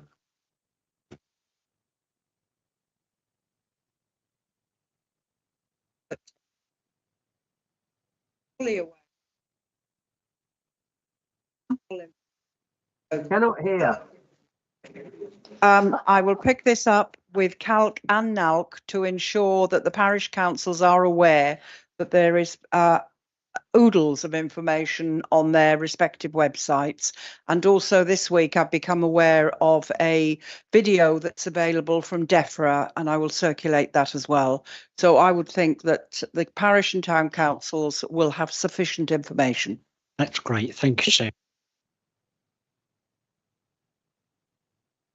Item 2, update on the National Planning Policy Framework and the local plan. And James is going to give us an update as far as he can on that. Yeah, I think I was going to signpost members more to where information is available, because it's, as you will appreciate, it's quite a lengthy topic to go into in local plan matters, and I could be here for most of the rest of the night if you want me to be. But a lot of it was set out in our report to H&P, and that was set out on the 24th of September 2024. And we did a report, because obviously on the back of that report was the NPPF consultation and the implications for TNBC on the back of that. So what I didn't want to do is rehearse or go over all those issues, where I would advise members to sort of read that 24th of September report, which sets out in terms of what our consultation response was. It includes in one of the annexes the consultation response that we sent off to MHCLG, and also it sets out in the report what the implications are for TNBC. But just as a sort of an update in terms of NPPF, obviously the government did commit to publication of the NPPF. Now the latest stance on that is coming forward. It looks like it's coming forward before Christmas recess, so it's probably going to hit us sometime late December. Obviously, you'll be aware that the council paused its local plan progression because we were going to go out for a Reg 18B consultation during the summer period, but obviously the MPPF consultation came out, which meant that we paused, and obviously that's raised quite a lot of significant issues in terms of for the council, in terms of grey belt, green belt issues, in terms of how we conduct methodologies, in terms of evidence base. So the council has had to completely sort of relook at in terms of its evidence base and its local plan. And obviously we still haven't got the MPPF published at this time, so it could all change because obviously the consultation was very well supported from all elements in terms of local residents, from councils, from community groups. So the government have to go through that, and they have committed to publishing that, as I said, in December. So, you know, where we're at the current time, I can't really say too much because that we have obviously a paper going to H&P on the 3rd of December. And that's the one I really wanted to focus on. And whilst I can't go into too much detail, I would advocate that members either they join the meeting if they can do online on the 3rd of December, or else they look at the papers. They're published on Monday. And whilst, as I said, I can't go into detail, one thing that's very important that relates to sort of parish councils will be our local plan engagement strategy. And I think that's something that Mike sort of referred to earlier. And that effectively sets out how we propose to engage both with members, with parish councils, and it also links to this meeting, the PPP meeting, in terms of how we see this as sort of a key group in terms of communicating with parish councils. So, as I said, I can't go into too much detail because it's not public knowledge at this time, but papers will be published on Monday, and that is definitely worth something that I think all members in this room, and if you can push that out to your parish councils, it's something that we're very keen on. As I said, it's something that it's new in terms of a strategy, and I'm sure it will be debated quite heavily on the 3rd of December in terms of where members are at. Within that, we've also set out in terms of a member programme for engagement as well. So there's a lot more communication in terms of members from evidence-based studies, in terms of what's been included, in terms of, you know, the implications from the evidence base and how that informs our policies, because obviously we want that communication to go out to members a lot earlier. And there is, you know, as I said, there are some issues that we needed to address previously that we needed to get into the member mantra a lot earlier. And so that's how we're going to communicate that through the local plan engagement strategy and obviously the member engagement. So, as I said, look out for that, published on Monday and debated at H&P on the 3rd of December. So where are we at with the MPPF in terms of where the local plan is going to go in terms of moving forward? Well, we're currently timetabling based on the consultation draft of the MPPF, but as I said, that could change. What the government have said at the current time is that you'll need to submit the local plan by December 2026 to the Planning Inspectorate. So that's the deadline that they've imposed. They had extended that deadline from the previous deadline that they gave. So that's the deadline we're currently working from, and this is under the old plan system, the current planning system. In terms of the Localism Act, introduces sort of a new planning system, a more streamlined, faster approach system, dealt with in 18 months. We are not moving into that system. Members gave us a very clear signal that they want us to move the local plan forward at pace. So we're currently programming in our local plan for submission to December 2026. Obviously, you know, there's a lot of work to do in between that, and we have to publish going forward in terms of our I'm trying to think of the terminology for it. We have to publish effectively a timetable for progression of our local plan. And we will be doing that, but we can only do that when we know what's in the MPPF. So at the moment, we can do planning in the background. We can look at what evidence base we need. We can look at what we need to commission, but at the end of the day, some of that element is done at risk because we don't know what is going to be contained in the NPPF. So a lot of stuff that we're having to hold back, whilst we can plan for what we need and project plan, we still need to know what's in the NPPF. We still need to plan for the budget, because if there's new elements that are put in the NPPF that weren't in the consultation draft, then obviously that means we need to redraft our timetable and relook at in terms of what evidence base we need. So, as I said, we're looking at looking at reporting these matters to our H&P in the new year, but on the basis that the NPPF is going to be published in December. Obviously, that has an impact, quite a substantial impact in terms of council planning for budgets, because obviously the change in terms of both the methodology, the increased housing numbers, has put a lot of our evidence base out of date. So it's part of it can be used, but it all has to be updated. And there's new evidence that's required, new evidence in terms of landscape impacts, and new evidence in terms of the methodologies that we need to employ that we had used under our current or our paused local plan. That has to be relooked at. So there are some quite significant implications on the council, both in terms of the planning department and in terms of finance. But as I said, at the moment, whilst we're working on those, nothing can be effectively confirmed until such time as the NPPF is published. So that's the reasons why you haven't seen reports coming to in detail in terms of to H&P, because effectively we need to see what's in the government advice. We can't necessarily commission advice, because when the NPPF comes out, that advice may slightly change. There may be government in terms of the NPPG, which is government's advice that backs up the NPPF. That may change and might put a different spin on what we've interpreted are the implications. So, as I said, at the moment, that December timeline is crucially important. And then from the back of that, then we'll be looking at in the new year, probably, I'd say in February, we'd be probably looking at some time sort of updating members, updating H&P, and also in terms of the parish councils, in terms of how the local plan is going to be progressed. There'll be more information coming forward on that. But so just to conclude on that matter, as I said, I would encourage members to look at this local engagement strategy, because I think that is going to be quite crucial, and that will set out how the council is going to engage with likes of yourselves going forward. It's quite a high level strategy in terms of how it's looking, but it gives you a sort of a greater understanding of how we're going to progress.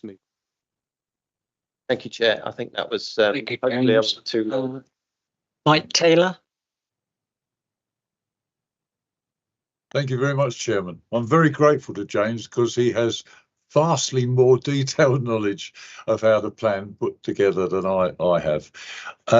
It became apparent during the plan that we've just suspended that members and parishes wanted more input into the development of the plan.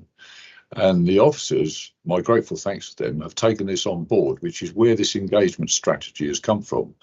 They've done a huge amount of work putting it together, and they've committed themselves to even more work in the new year, actually engaging with members, because what we're talking about is fortnightly meetings for members to discuss different elements of the plan as it's before it's actually put together. So we will have the opportunity to build into that plan. I would expect local members to talk to their parishes, and each time they go to a parish, to explain the last couple of talks they've had about the local plan, find out what the parishes think, and feed that back through this engagement strategy. And I think that will give everybody involved a much more detailed sense that this is our plan. We've got to produce a plan. We have no option, but it's better to have a plan that we can all agree to than spend the next 6 months or a year or 2 years squabbling amongst each other. Talking about direct parish engagement during a consultation period, Matt and I hugely enjoyed ourselves during the last consultation period, going out to village halls and public meetings, and it was very, very enjoyable. But we just do not have the time this time to commit to that sort of thing. So what I'm going to suggest is that groups of parishes, local groups of parishes, local groups of wards get together and make arrangements during that first 3 weeks of the consultation period. Either Matt or myself or officers, if that's what's required, will attend those meetings, hopefully on Teams, so we can cover more ground between ourselves. And that is the way to end up with a plan that everybody is engaged with. Thank you very much. Thank you, Mike. Any other questions from the floor? No? Sarah. Chair, I know you're trying to avoid me, but no problem. I fully endorse Mike's comments about engagement, and I would like to take this opportunity. The meeting on the 3rd of December, I wonder if somebody from planning could attend the Calc T&M meeting on the 12th of December to give us an update, and I will liaise with James tomorrow or Monday to see if that's possible. Thank you. No others? Right, we've done that. Information on insulation of old houses on the council's website. Chair to seek clarification from Parish Vice Chair Sue Butterfield, as the request was raised on behalf of Calc. Subject to the clarification of the request, responses can be provided either outside of this meeting or at the next meeting. Sue. Thank you, Chairman. This came up about how older buildings with stone walls and that perhaps were listed, how they could actually insulate them without breaking any rules and regulations. But I do believe there is information from Historic England on that. So I think it can be found on the website, and I think our other Vice Chair kindly circulated a link this afternoon. So we're running out of time. I do appreciate that. So perhaps that can be circulated. Thank you, Chair. Thank you, Sue. Michelle, do you make a comment? Thank you, Chair. No, just that the link hopefully will be in the minutes. It is on the website. It is quite difficult to find if you don't put the right words in the search box. So if the link's in the minutes, I think that will help everybody locate it quite quickly. But there's a link to Historic England and a couple of questions on there. What do you do if you've got a listed building or you're in the conservation area and you want to do certain things? So I think that will be really helpful to go around to all the parishes. I can just just clarify on the website. So it is a couple of clicks, but if you can go via either our housing page and there'll be home energy advice, or our climate change page, and the information's there with all the links to Historic England. So hopefully you'll find it. Just put in climate change into our search engine. Thank you, Jill. James, did you want any further comment on that? No, not really. I think the Historic England is the statutory advisory on that point. As I said, it is important to get advice on that basis because we've just referred earlier in terms of enforcement and works that affect the character or integrity of a building can become an offence. So it is worth looking at the advice first. And obviously, we offer a pre-application service on that.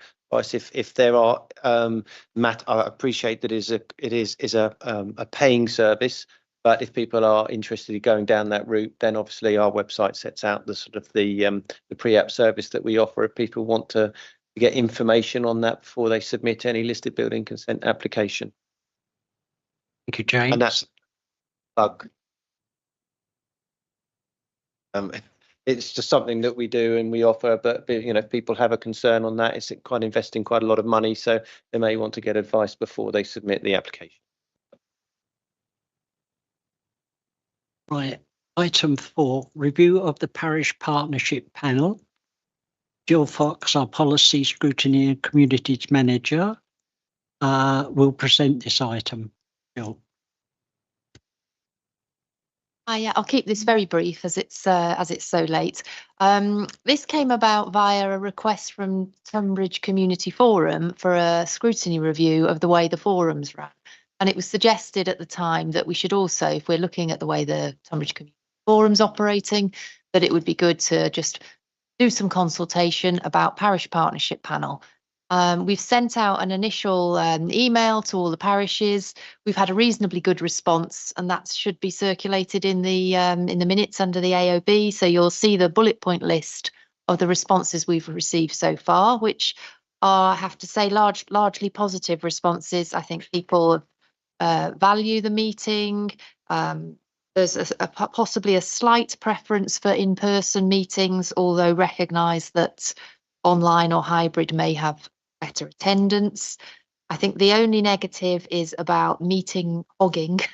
That's probably a problem that exists in every meeting across the land. We all know some people enjoy public speaking and some people do not. So I think that is a very difficult one for the chair to manage. But other than that, we've got this opportunity. It's your meeting, and if there are currently no strong suggestions for any changes, but obviously if anybody has any other thoughts or feelings about the meeting, they can either say now or email. So then put them to the chair. Well, there's one thing about hogging of the limelight by some. I must admit, I apologise because when I was made chair of this parish partnership, how can I put this? I knew that this was a parish partnership, and there were some that were literally hogging everything, and that may be a fault of mine that I didn't pick it up. I can assure everybody here, it is your meeting, a parish partnership meeting. So please, let's have a few more comments from yourself, especially. And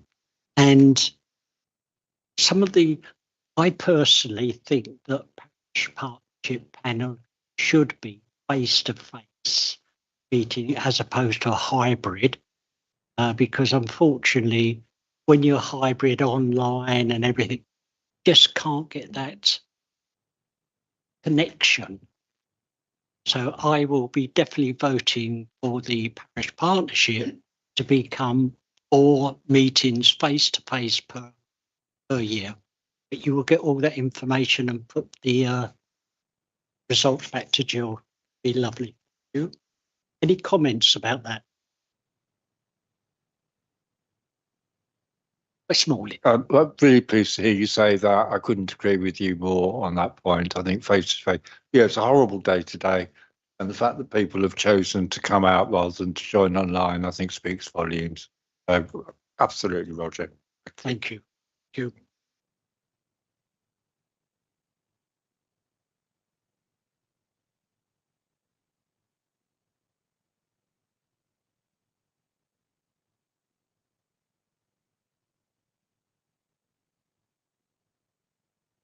Item 5 is the work programme. If the parish or town councils want to engage, make future suggestions for this, please either liaise with myself and or Michelle and Sue and the Democratic Services.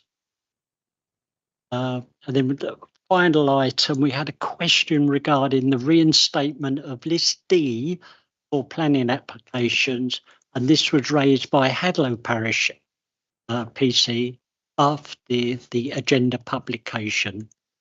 Hadlow, did you want to comment on that? To say that we used to get the List Ds and we could see what was happening in the periphery of our parish, whereas now we don't get them. It would be very useful to us if that could be reinstated.